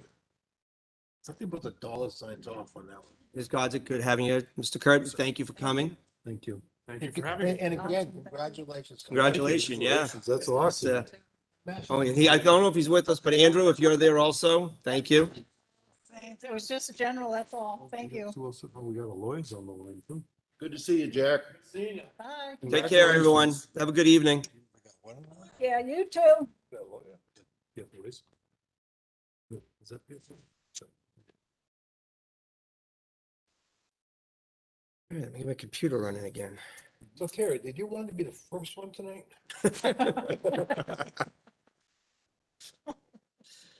Okay, next item on the agenda is Terry Brand, Town Clerk Tax Collector, new part-time position. Welcome. So first, before we start that, I wanted to introduce you to Jennifer. Hi, Jennifer. She is the new deputy. I know everyone signed the paperwork and approved it and saw her qualifications, but I did wanted her to come in to meet everyone and see if anyone had any questions or. Thank you, and it's nice to meet you. Nice to meet you as well. And she is a local lady Yes, she is. from here. Maybe she wants to tell you a little about her. Oh, I've been here my whole life, 37 years. My parents are here, my grandparents are here, my uncle's here. I think we all know everyone here. I know some of your family. I know your family. I went to school with Julie. I'm like, I've been here forever and I love it. What's your last name? My maiden name was Toland. Jim told him. Another I didn't recognize you. I'm sorry. You were Dalton too. I know Dalton too. I mean, my poor son has misparent. I had her, my sister had her, I mean, like longtime family here. My grandfather was in the school when it was just one building. My dad was on the board of selectmen. Like he was a part-time police officer here. Yep. He helped run the drive-in. I went there a couple times bringing him dinner. I had no idea what it was because I was maybe 2 or 3. Still don't know what it was. No. So Jen's doing a great job. She does have her municipal agent. She's ready to go. Yep. It's, there's a lot to learn in this position, so we're moving forward. She's doing great. But I wanted everyone to meet her, and if you haven't already. We never. Well, thank you for bringing her in. Jen, congratulations, welcome. I know, now me, Heather, my uncle, we're all part of the family now. Yeah, did you get to talk to your sister more? No, there's a good doorway between us. Always was, right? Yep. Oh, such an out. All right, Okay. So Terry, That's that. Thank you. next time put on the list, I like to be first. That's choice. Yeah. If Troy's gonna be Oh, here yeah. all night, I might as well be too. Yeah, it was, we normally try to put things first, but we had these two issues that, didn't know it was gonna be I that. understand. But the Barons had to be first, and, Right. I thought the appointments, at the time I put it on the agenda, I didn't know the appointments were gonna be that lengthy. Exhilarating. 'Cause So I just wanted to come back to the board and discuss the part-time position that we discussed back at, when we were doing budgets. The board had said to come back in June and see where we were and where we could be with hiring another part-time person.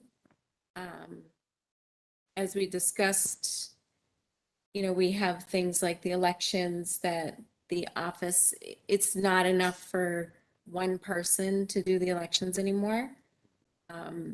Because we have a lot more people in town and it's a lot more, even the March election, I do my best, but I was like all over the place. I had the moderator asking me to do this. I had the selectmen waiting to sign boxes so that, in reports.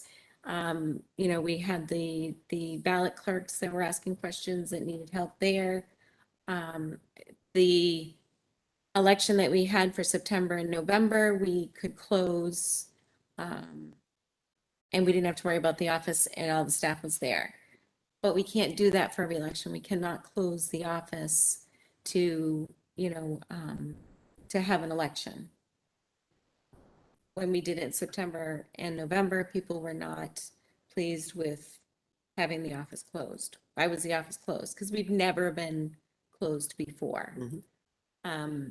So to have two of us at the election, we need two people in the office. And I was thinking if we have the two part-time people, they can cover for vacations. They can cover for the elections. They can cover for trainings. They can cover, thank God that we had the trainings for Jen were here at the office because of everything. I mean, the last year has been awful, but the good things that came out of it is that we could do the training. They figured out a way to do the training online. And we just had to get her a computer, get her in an office for, a full day. She actually used the building inspector's office to sit there and do her training for the day. Because he wasn't in that day, so that worked out perfectly. But, there's just a lot more stuff that we have to do in the town's building. We have online that is increasing. We have registrations that are increasing. The businesses that are coming in and have vehicles. So I was glad that, the question came up today about that. Continental is starting to move some of their vehicles back into town. So we have that fleet that we do. And it's great income for the town. But again, we haven't, since I've been there for 17 years, it's been the same number of staff. And I think that we need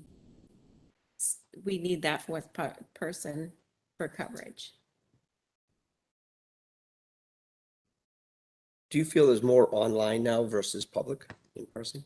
I do. Things are just, different now, and we're trying to get used to how things are a little bit different. It used to be the lobby was full the beginning of the month and the end of the month. But now we send out the online via email and we get those and we can get 30, 40 of them like in that week. But it's not the first. Those go out on a certain date. So we're trying to plan it and then we mail them out. So they get mailed out by the 10th of the month. Once those go out, we mailed out tax bills. People got them Saturday. Yeah, We- thanks for that. Appreciate that. You're very welcome. Wait a minute, but by the way, the tax bill warrant came from you guys. I'm just doing what you told me to do. But, people are already coming in and, paying. Yeah. We've done quite a bit already on the taxes. But again, we also, most of the time, I don't work the window unless somebody's out. I'm doing the online, I'm doing the wire transfers, I'm doing the mail. And the phones, we kind of alternate. I don't want the girls at the window answering the phone if they were the customer, because I feel the customer at the window came in. Yep. They're owed They that, deserve so it, they yeah. don't answer the phone. You know what I mean? It's good to have other people answering the phone. Even when Amanda was here, we came up with some great new things that we started doing that made things easier with our filing process and doing things that way. There were a couple things that we tried, but we went back because it just wasn't fitting into what we were doing. But, even with Jen, we'll learn to do new things and make things easier and.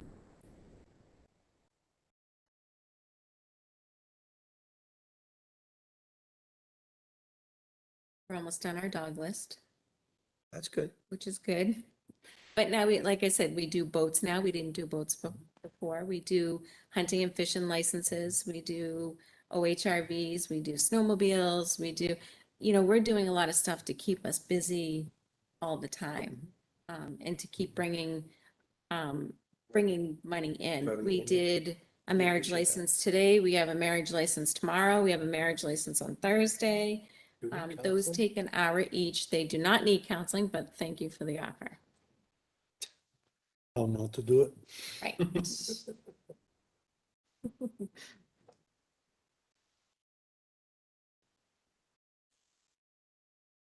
Comments, questions? I think we did talk about this earlier in the year. I think Yep. my only comment was because it's gonna be a new position that it needs to be on the warrant.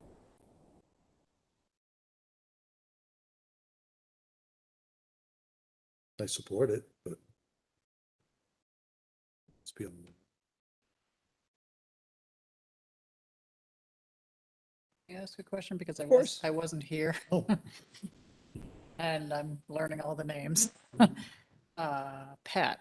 Yes. How many hours a week does she work? Is she full-time or part-time? Part-time. Part-time. She's 35, 32. She's 35. Five. That's almost full-time. Right. And then you're full-time? I'm full-time. Okay. It was a part-time position, but when all Yeah, went good. down, they switched the hours a little bit. It doesn't help the office with the coverage. Having the two people in for coverage. Okay. But it was to. So what I coverage understand. model are you Check the looking minutes. for? What's that? What coverage model are you looking for? I was looking for someone 15 to 20 hours a week. Okay, but to cover what And is, what are you gonna stagger happens- different? That's what I'm Right. kind of looking It at. How would do you kind of- stagger the office? It would stagger, right, when Pat isn't there, and also, like I said, to cover, so I have someone there all day, an 8-hour day with her when we're at the elections. When there's training with the state, or training that we are required to do, if Jen needs to go out, or I need to go out, or we need to do, then we have two people there to cover. I can't tell you, I mean, if one person's gonna walk through the door, 6 people are gonna walk through the door. That's the tough part, It's feast or famine. right?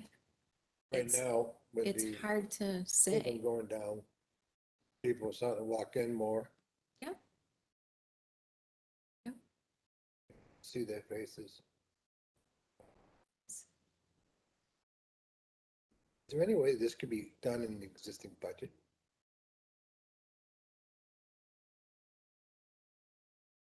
Existing budget, will it fit in there? The position, as you know, if you go back to, how we got to this point, there was a warrant article that was proposing a full-time position.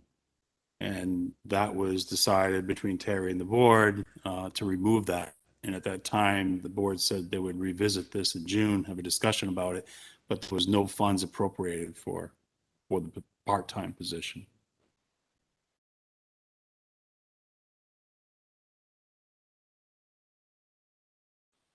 I think there's something to be said for when you're adding an additional position to the town, that the townspeople approve that as a manpower addition. And it goes through the budget committee, and there's a hearing process that is beneficial, no matter what the outcome is, and no matter what the position is. So if it's a school department or highway department or here at the town hall, I think that process serves us well. Been a procedure that which department had nothing to do with Terry. We always wanted the townspeople to say yes to it. Trying to figure out why did you say come back in June? When you know that's the procedure. I'm saying it's that's. I didn't say that. Well, it was gonna be a No, warrant. The Board of Selectmen did, so don't look at me. It was originally a warrant article for a full-time position. Yeah. We decided to scrap it and revisit it in June. Because they had said originally I'm that trying to remember. that they would be able to come up with the funds to take care of it if we waited. The board agreed that we needed another person, but they said that if we waited until June, that the funds, they'd be able to have the funds to cover if we waited until June to do this. I don't remember the meeting, I'm sorry. Yeah, that was said. That was the one that said it should be on the warrant article, so I was the bad guy that time. Sorry. I have to sit with Mr. Cutter in a room. And there's daggers that come.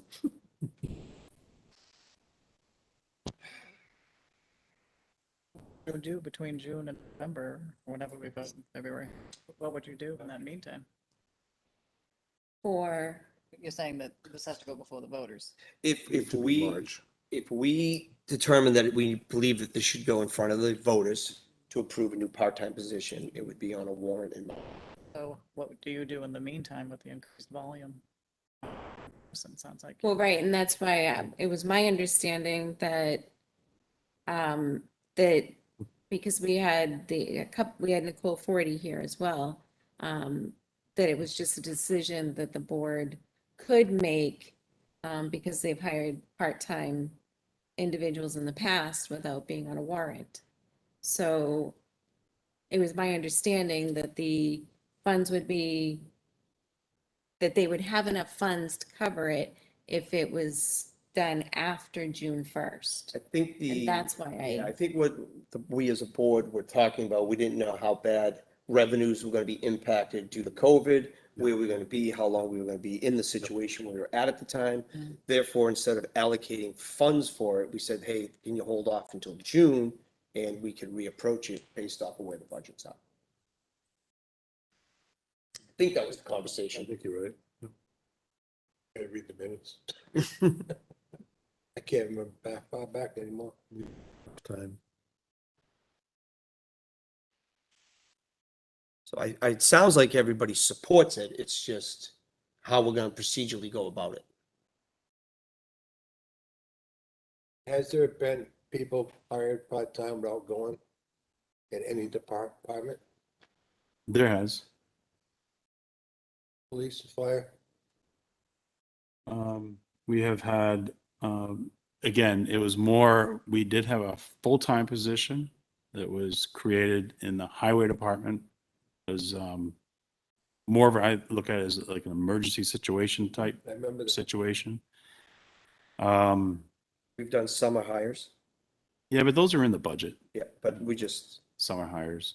And there's multiple, in the solid waste division, there's multiple part-time positions down there, and they change on a monthly basis. You know, people changing their hours all the time. So there's sort of an assumption that, you know, at any given time, I could have 3 part-timers, or maybe I could have 8. Because it's just sort of a lump sum part-time allocation. But in this case, even This- though it's part-time, it's a permanent My position. guess, the difference here is that this is a commitment of, it's a regular part-time employee, scheduled hours per week. Depending on the hours that it's going to have, there's going to be some benefit costs possibly associated with it. And I'm not sure if the plan, you know, is to reduce the current part-time position as well. That, you know, is another discussion.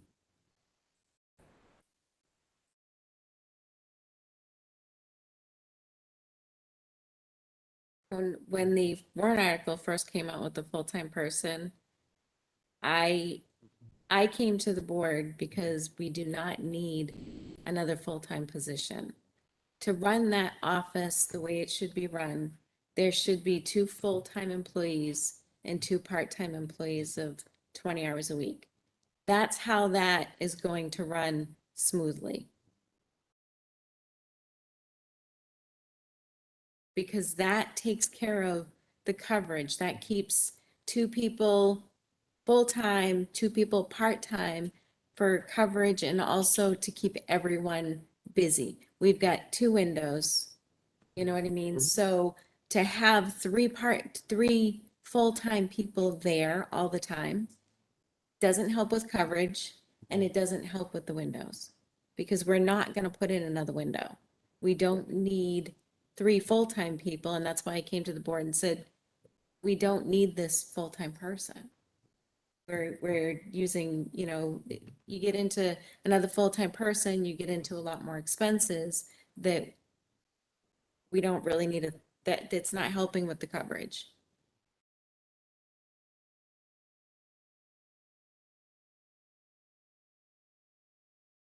I think we as a board can support it. And I still think it does need to go before the voters, but I think we can show our support for this position.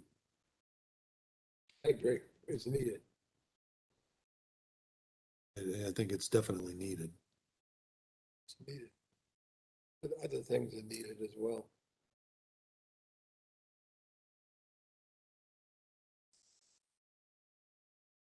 So what's the will of the board?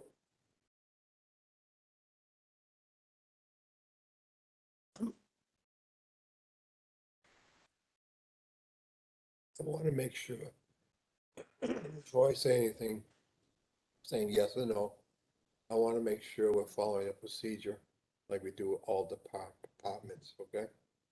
I don't want to go, I want to look into the emergency situation at the highway. Everything's an emergency, no matter where it is, winter or year. Now, it's an emergency. I want to know, make sure we follow the same procedure as a board. I want to look into that, Troy, on that hire on there, and any other that we may. Because I want to treat Terry the same. I don't want anybody to come back and say, oh, you should have gone here. Well, if we have something going on, okay, that's creating a backlog, a problem, we should have some flexibility for part-timing, okay, to get through it. This is what I want to make sure we do. Seems like we've used some flexibility in the past. Other department heads, I want to make sure we do the same. Was it always was it benefits was kind of always the drawing line? Was going to incur benefits, then we. I think that it's, I can't say that there's, since I've been here, I can't speak for prior. It has, sometimes there's been benefits associated with it and sometimes there hasn't. Okay. And it really has been, a situation that that comes up. We've had it happen in the police department, where we've taken a contracted position and made it a part-time position. The prosecutor Prosecutor, yeah. was a contracted position and it went part-time.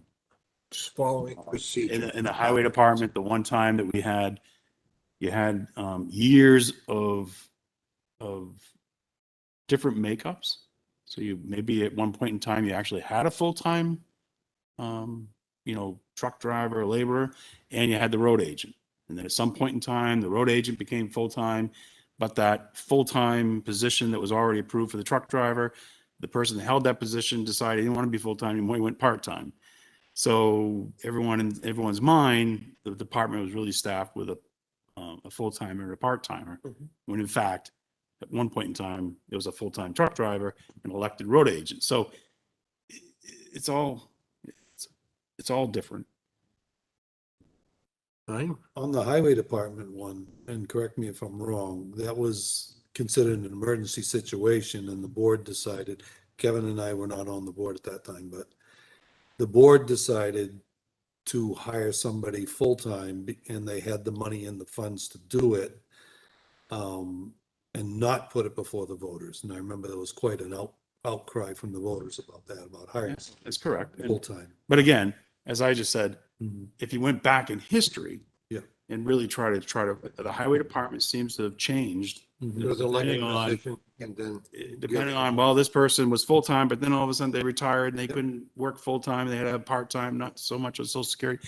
And the board adjusted to that. And in hindsight, probably a mistake when you're having a full-time position already approved, that there was a need when that was created. And, you shouldn't adjust the position and the need of the position because of the employee holding it. It's about the position, whether you need it full-time or not. And that's true. History gets lost. Yep.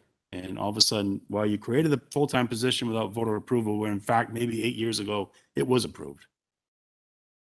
And for whatever reason, cost savings were taken to reduce it and reduce, costs and benefits.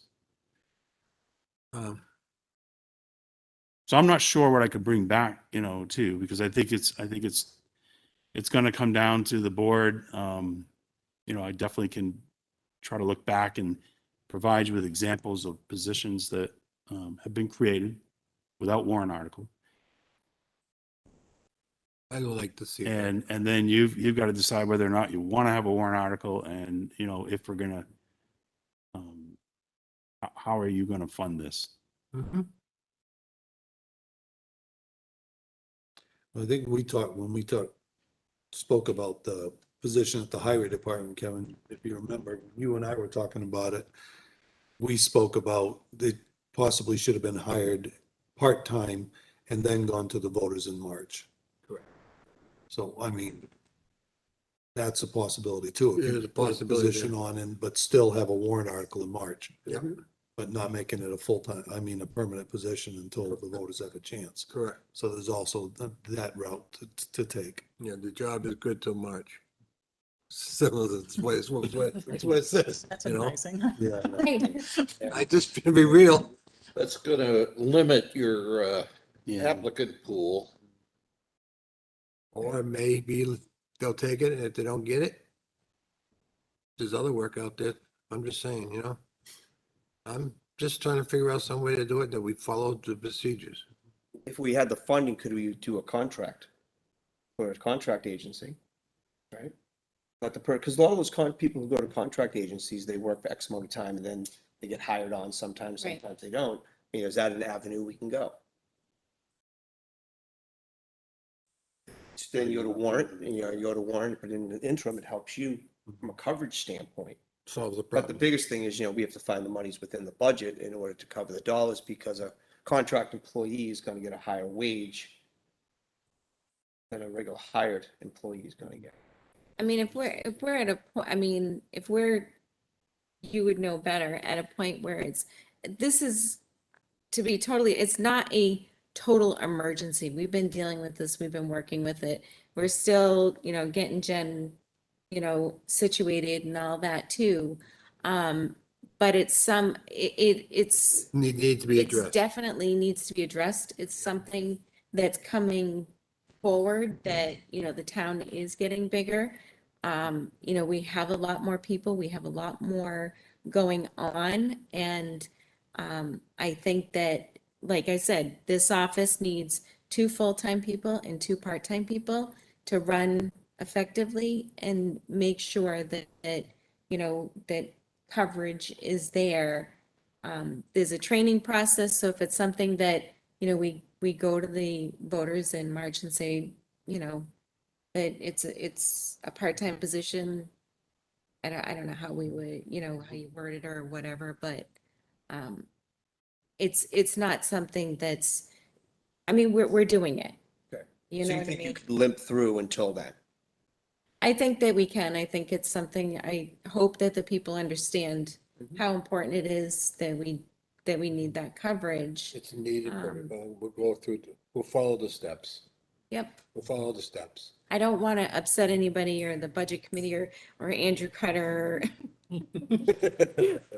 Casey's watching. But no, I get it. The only reason why I brought this up and I went to Troy about it again was that when we discussed it, I kind of left with the feeling that we would have, some money in the budget that we would be able to put this person in to cover from June till December or whatever.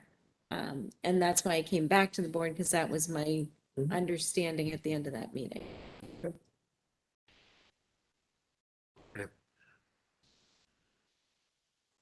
I think, let's, put it in the budget procedure. We'll hold off till March. Okay, Sponsor a warrant for it? there'll be no doubt in my mind. Everybody else good with that? Good with it? I'm good with that. Like I Okay. said, we need to structure this office so that, it Definitely. runs Needed. more effectively. Effective and efficient's a good thing. Yep. And you gotta get people trained, and it takes, Mhm. 30 days before they'll even train. DMV will not train them until the 30 days is up. And training is tough getting that done too, because they're trying to train people online, and Oh, I think it's gonna be slows tough the with that process too. and, Yeah, he focuses other people because they're helping with the training. right. We're So- going through that where I am part-time, where the secretary is going through her certification for billing and stuff. And she's at least 3 times a week for 2 hours a day, in a little hole, going through the class. that does slow things out there in the hallway and the phone calls. I'm taking the phone calls during that time. We're all trying to work together as a team. You have to work as a team in here. All people do, no matter which department they're in. If the phone rings or somebody can't get to help, as that person comes out to help, that's got to start being done. It's the only way to do it. Okay. All right. Thank you so much for Thank coming you. in. Always good to have you. Thank you. Jennifer, Thank welcome. you. Welcome on board again. Spending time with us. Have a great evening.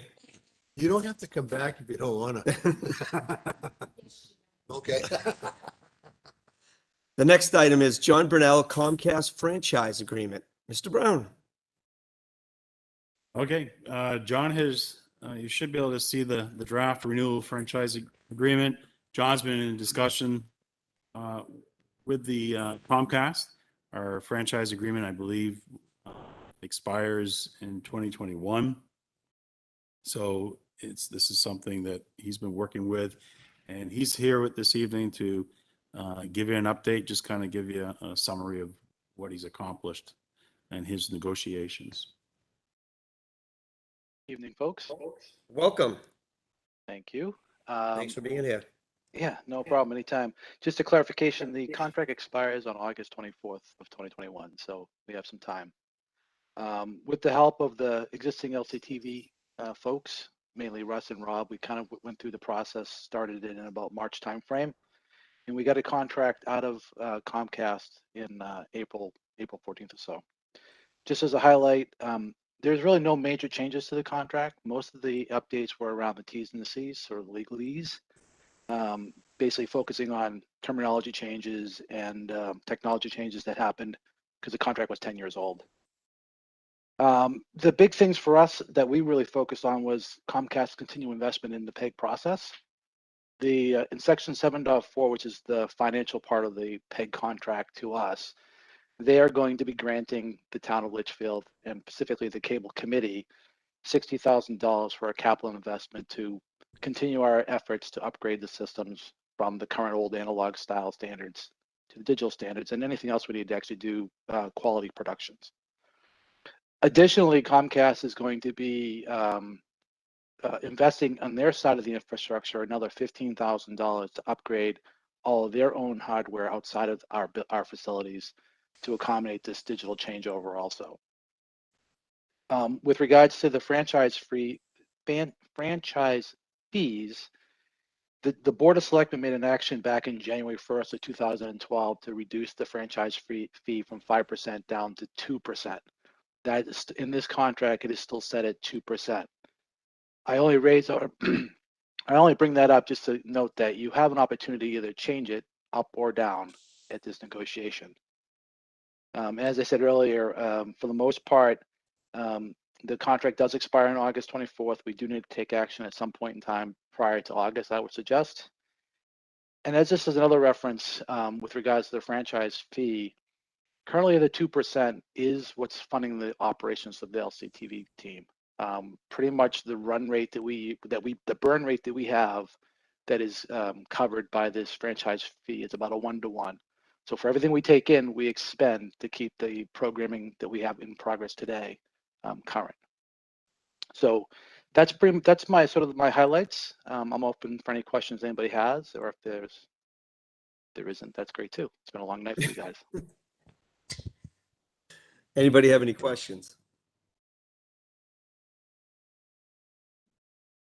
Just the part at the end where you have exhibit 1, exhibit, through 4, it says to be filled in later or Comcast to provide. Just Right, going to need that at some point. Yeah. Yep. All those exhibits at the bottom. Yeah, they're in the original contract. If you look at if you had a copy of the original one from 10 years ago, but yeah, we'll get updated copies of all that. That'd be great if you could send those. And that says page 59. You read that much so fast? No, but exhibit 3, it says enter a dollar amount, so I guess they're going to be looked at. Page 59. Mm-hmm. Nice not gonna go. Oh, here. Yeah, I'll look at page 59, you said? Just somebody's going to enter some values in there, hopefully. Yes, yeah. Those will all be done. We actually agree to it. 59. Let's just make sure you were on the same page. Exhibit 3. Annual reviews, quarterly reporting form.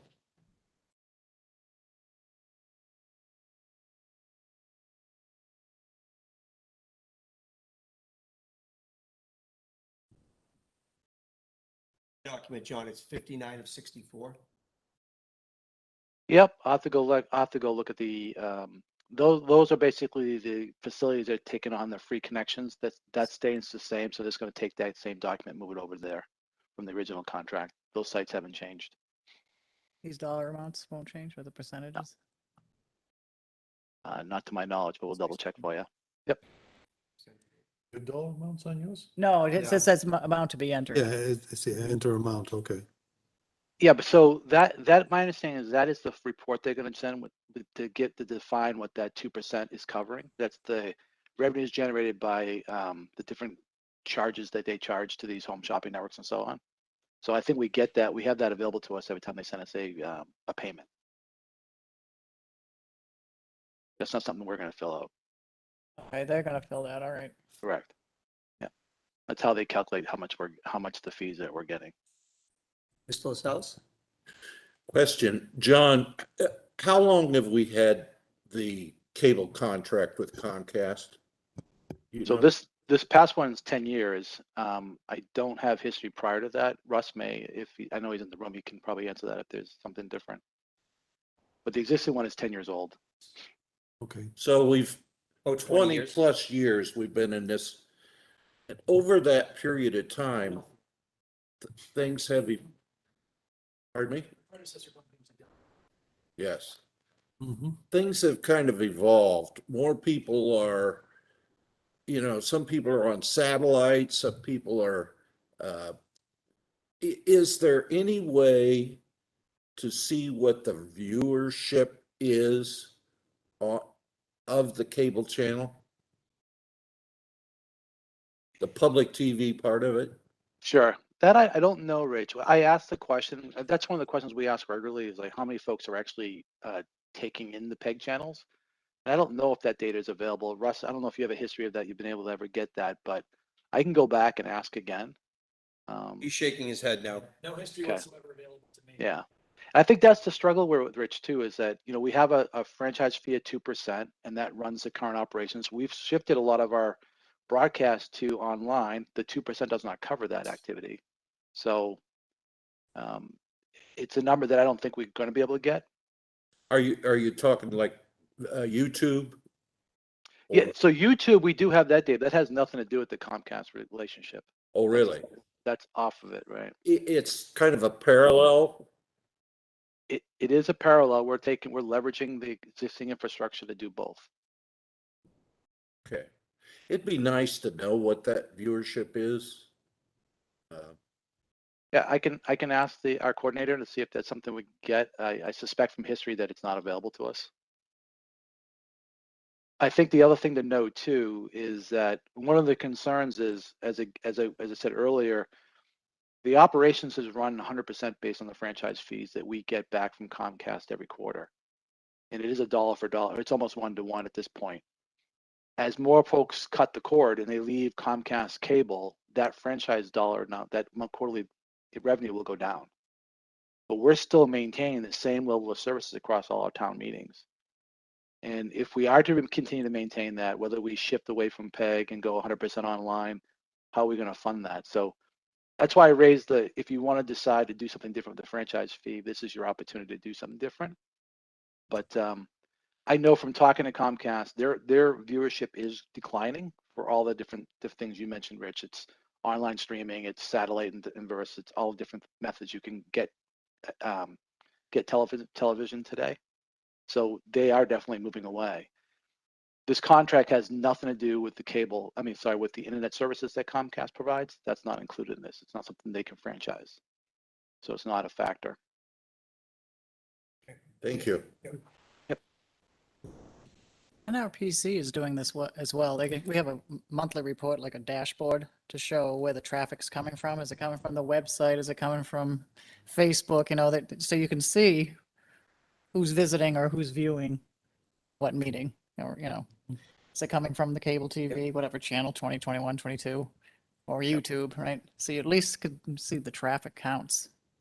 So we can, our online social stuff, the stuff that's on YouTube, that comes to our website, we have all those statistics, even our Facebook viewerships.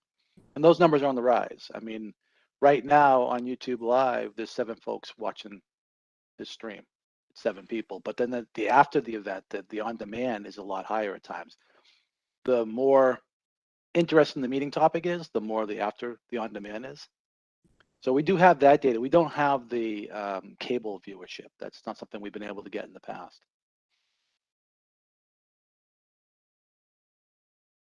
Okay, thank you. Any more questions for Mr. Brunel?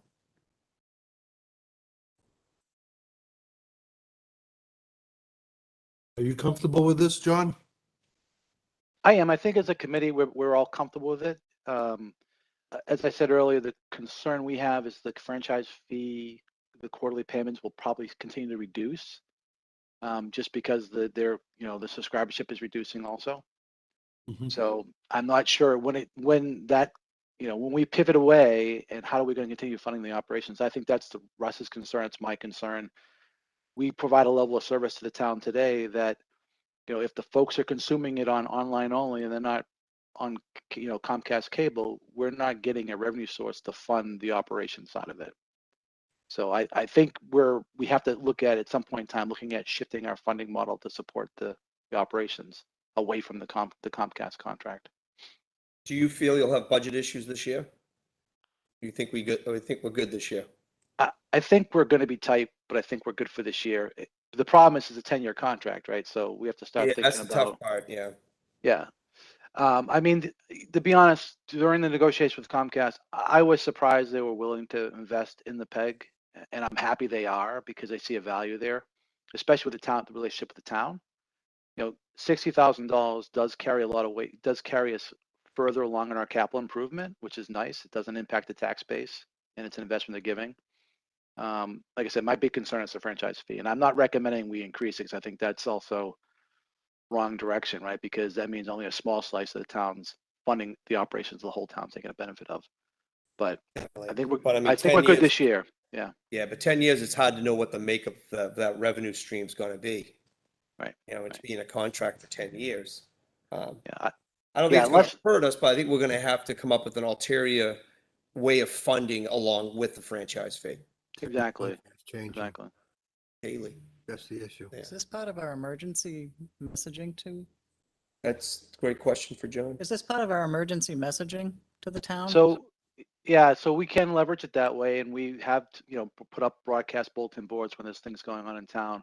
We have not ever had to actively use it for an ongoing emergency. During the COVID or the pandemic, we obviously had messaging up there. We had the meetings publicized and that kind of thing. So, and again, that was both online and on the PEG channels.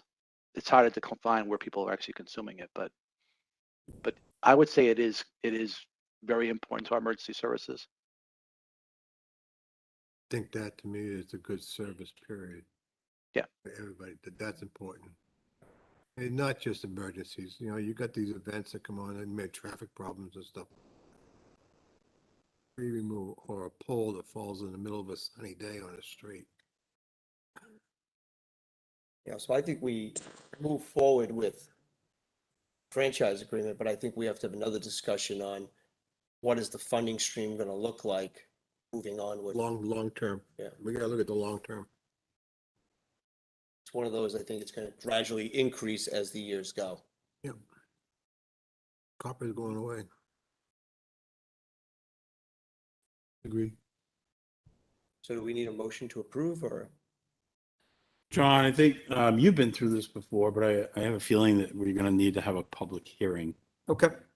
I'm assuming that's there's a process that is Public involved hearing. when you're renewing a franchise agreement. Yes, I believe that is correct. There's a public hearing notice. Yeah. Yep. So I think John was here this evening, present to you, make sure you're comfortable with it before we go ahead and schedule the public hearing. Okay. Yeah, and obviously any questions that come up between now and then, let me know, and I'll certainly get the answers for you if I don't have them. And if you could forward those extra exhibits and everything that Ms. Queen had pointed out that weren't there, so we can just look at them, it'd be great. Yeah, I'll see if I can find the examples, because some of them are just the quarterly reports, but I'll get examples for you. Okay, that'd be great. Thank you. We have any more questions, Mr. Brunel? Just one comment, with all of the COVID money coming to towns, aren't they developing, isn't our country itself going to be investing a lot in infrastructure as far as internet and all of that? I don't know if that could help later, when you're saying make the switch later. Yeah. into Well, there's a different- lot going on in this country in areas that don't have access to high-speed internet. So they call it broadband, and there's areas in the state that just don't have that access. And so now with Upgrade it. some of the COVID relief funds, communities are able to use those funds and extend services to its residents. So that's okay. It's not that we can Yeah. upgrade it, use the money to upgrade. But Well, I think the interesting thing there is that the investments that have been made, it's moving away from this older technology of the cable service. I mean, Comcast may pivot at some point in time and be an over-the-air type service through 5G, maybe, or something like that. But the franchise fee is really the wires and the pole and the services they provide in that last mile. So I do see that changing over time. And I mean, I do believe people are going to continue moving away from traditional cable to other services and means, which, like I said, going back to the franchise fee, that means that number keeps on dropping. And that's how we operate today with that number. So.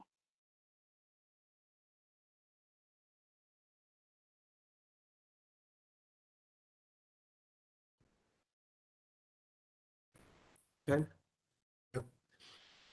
Thank you. Appreciate John. it. Yep. Thank you. Thanks, John. Have a good evening.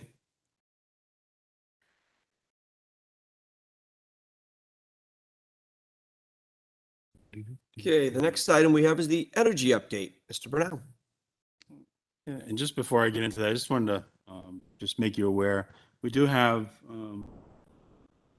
our attorney, our legal staff, they're online waiting for us. So I got just a couple more items here we need to get through, and I want to make sure we get to them. I told him my estimated time was about 7:30, 7:45. So I apologize, David. Thank you for and being Joseph. patient with us. So we've had some discussion on the energy update, and there really is, whether or not we as a town continue to participate with the Regional Planning Commission in the aggregation program. Looking back at some of the records, this town has been participating in that program since way back in 2011, I believe. There was some questions about whether or not the rate that we were receiving through the aggregation was competitive with even Eversource's rate. I reached out to Eversource and learned that their rate changes. They don't lock us into a long-term rate. The rate changes every 6 months. So right now, the rate that we're been quoted right around just under 7 cents per kilowatt hour is a historic low for them. Looking back over the last several years, they've been up as high as 11%. And so there's no way that they can actually tell me or commit to any long-term contracts because they're regulated, and every 6 months the rate will change and no one knows what that rate will be. Just happens to be currently the rate is lower than the rate that we had negotiated a few years ago. So I think that's important for the town to understand that we most certainly could go with Eversource and just be subject to whatever those rate changes are every 6 months. The Regional Planning Commission, they're under a time frame where they need to have a commitment from all the schools and towns that currently participate in the aggregation program. We missed that deadline that they had asked to have our letter of interest. I did reach out to them. It sounds like there's still some time, but that time's running out if we want to become participate in the program. If we do participate in the program, we're putting together all of our information regarding kilowatts used, our peak demand, our low demand periods, and all that's packaged into a sort of like a bidding process. And those private companies, they'll put together a competitive price but they expect that all those energy consumptions will be part of the overall master contract. The other option that the town has is that we could work with our school department. They have their own energy contract, and I believe that what I was told from Dr. Jetty, that expires this year in December. And we could see if we could piggyback their contract. We'd be leveraging their consumption, which again, I still think, you know, the Regional Planning Commission has really demonstrated that it's paid off. It's we've been with that program since 2011, and over time, I believe, you know, from what NRPC has said, you know, we've saved over $65,000 in energy costs. I've never got the pencil out and the calculator to see if that's truly a savings we've had, but I do believe we've had savings. I think the only decision the board really needs to make at this point is whether or not you want to proceed with the Regional Planning Commission or, you know, see if we can just work with the school district and be part of their bid package, or just stick with Eversource and see what happens. Else. Troy, we got an email from Ann, the chief accountant at the school district, and she said that they use a fellow named Bart from Freedom Energy. Did you reach out to him? I spoke to Bart, yes, and so what he's done is he's a consultant, much like what the Regional Planning Commission hires an energy consultant, and he packages the school's consumption into, you know, a bid package and put it out there in the market. And that contract that he assists the school with, that expires in December. And if we wanted to just, you know, go with the school district, that is something we could do. Did he have any speculations of where he thought the rate would be at the expiration in December? No, the energy market's kind of, I think it's very unpredictable right now.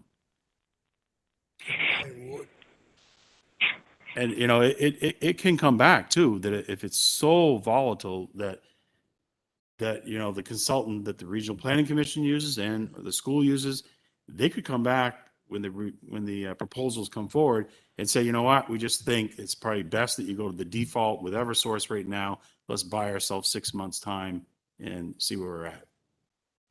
You know, that's what these energy consultants are paid to do. Mm-hmm.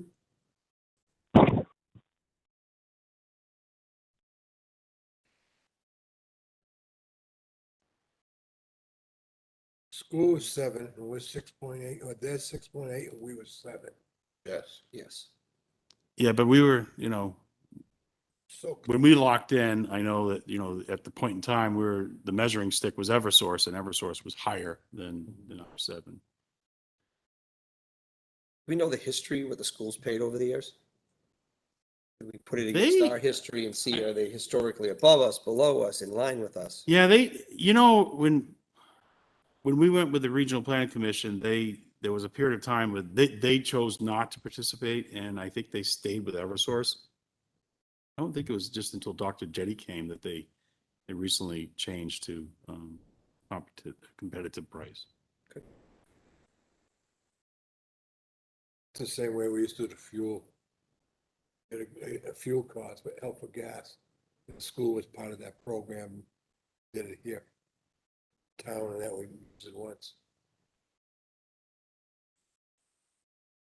The National Regional Planning Commission program has worked really well. I believe it has served the best interest of the town. And again, we're using the power of 15 to 20 different schools and school districts and towns.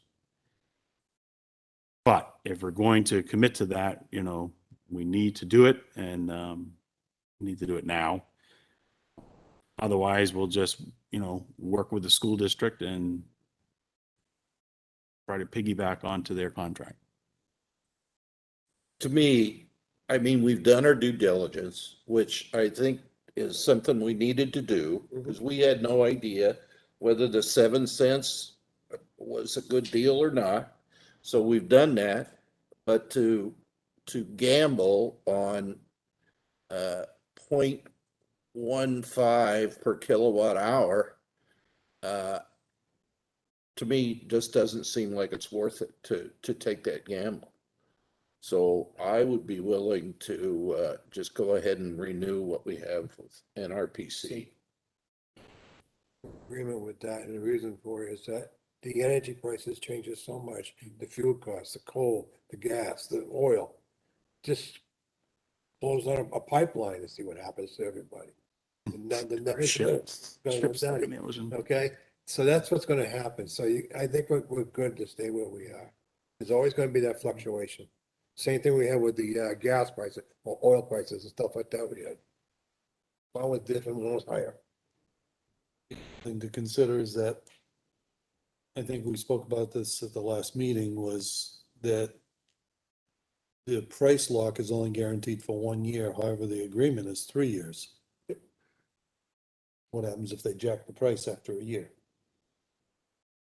I think history shows us they've given us a fair and equitable price throughout the history of the contract. And it is a risk we run. But it's a risk 15 to 20 other municipalities also running. And, with the amount of volume we're going to give them from energy consumption, you're hoping that we're going to get the best price.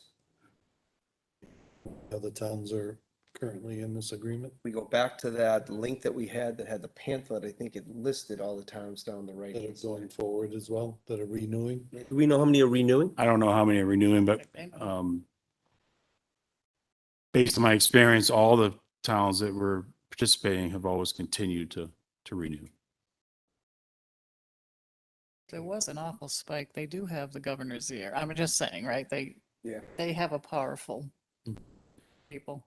Well, the first step would be going out to the market, and if it, like I said, if it comes back that it's not in the best interest of the town, then what I've seen them do in the past is we think you should only enter into a 6-month contract, or we think you should default to Eversource, because we know what Eversource's rate is for 6 months, and we'll rebid this in another year. That's the kind of discussion you'll have when the results come back. Mr. Chairman? Yes. Were you going to say something? I would like to make a motion that we authorize Troy to authorize the town to continue with NRPC. Okay, we have a motion by Mr. LaSalle's. I'll second it. We have a second by Mr. Lynch. Do we have further discussion? All those in favor, Mr. Leary, Aye. Mr. LaSalle's, Aye. Mr. Lynch, Aye. Ms. Queenan. Aye. I am also an aye. Motion carries 5-0.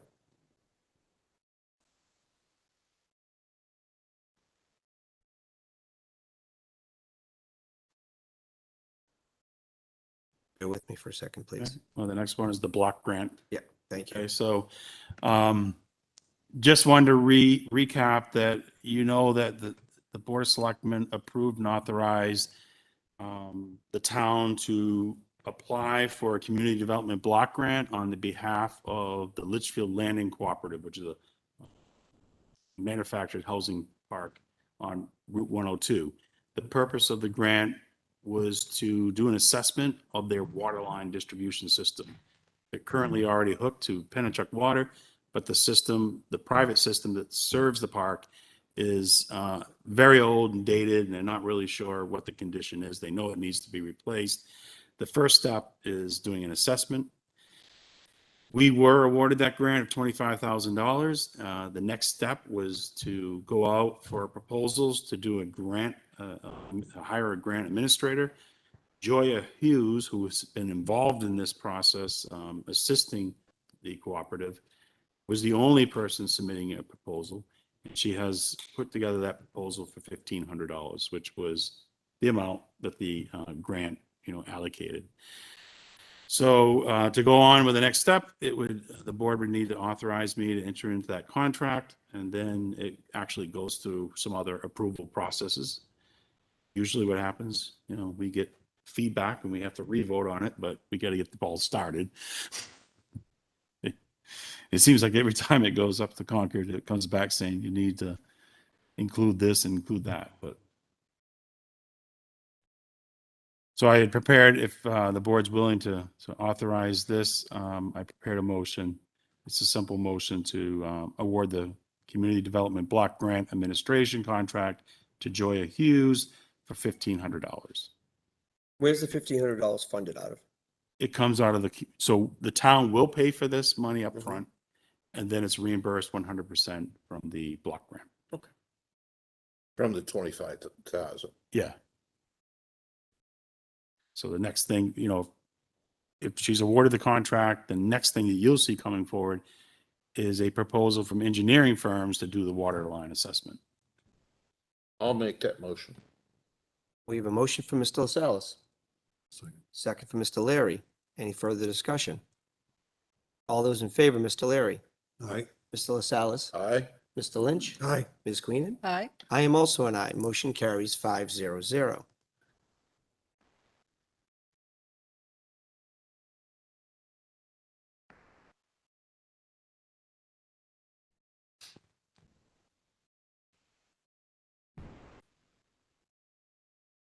The only thing I have under my town administrator report is I was approached by members of the church, and they are definitely having the Strawberry Festival this year. It's going to be a drive-through event. It will be on Saturday, June the 26th from 11 to 2. And they will have, it's pretty neat the way they have, planned out. People will be able to pull into the old fire station, church, town hall. The Historic Society will have a table there where they're going to be selling some of the fundraising material. And then after that, you proceed to a couple different tables, and you can get your strawberry rhubarb pie. I guess they're not going to have hamburgers and hot dogs, but I think they're going to have like a sausage roll that they'll grill up. Of course, they'll have the strawberry shortcake. So, Oh, great. What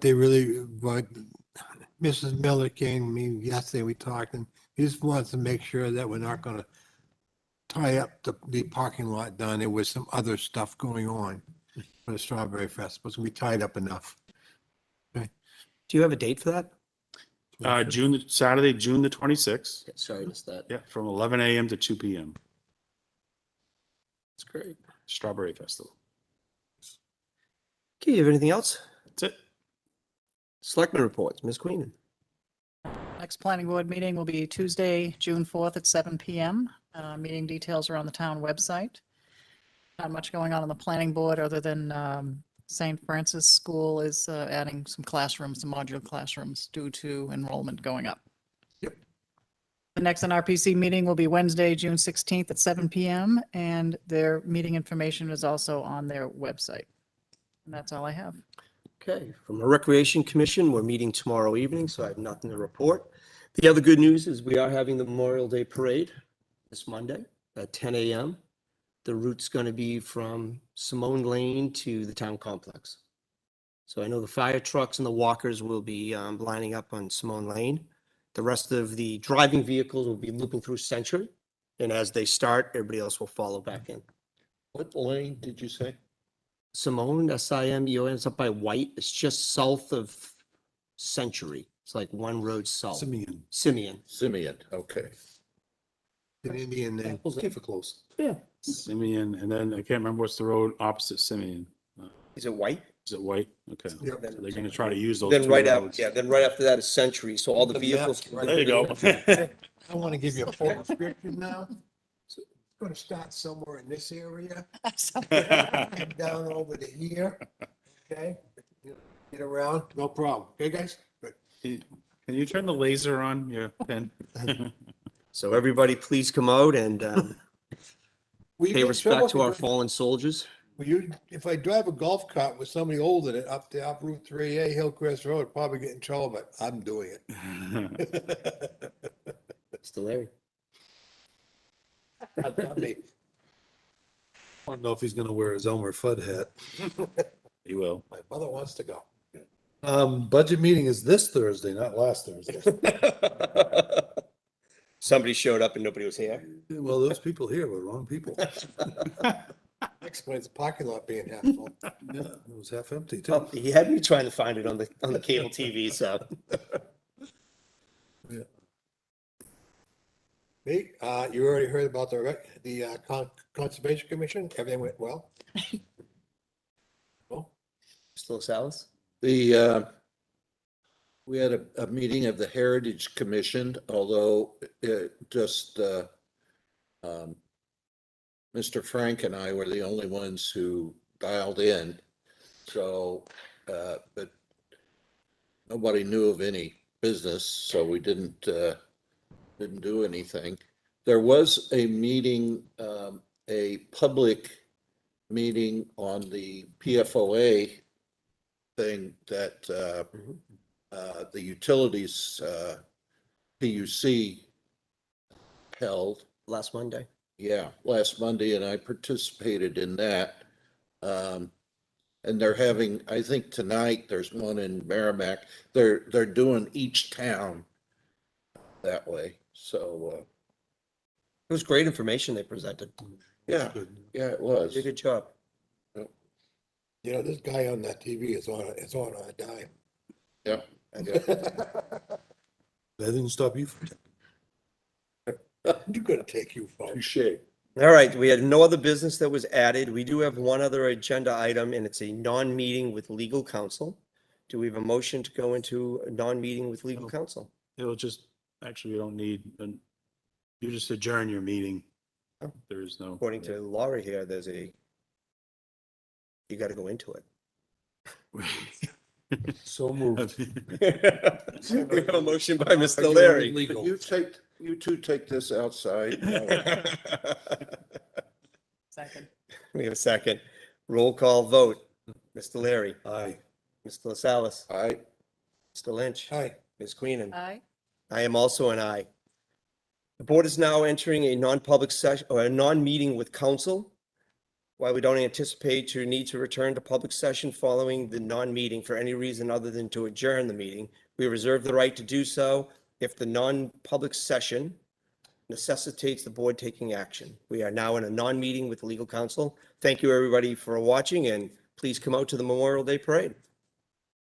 The non-meeting. And John,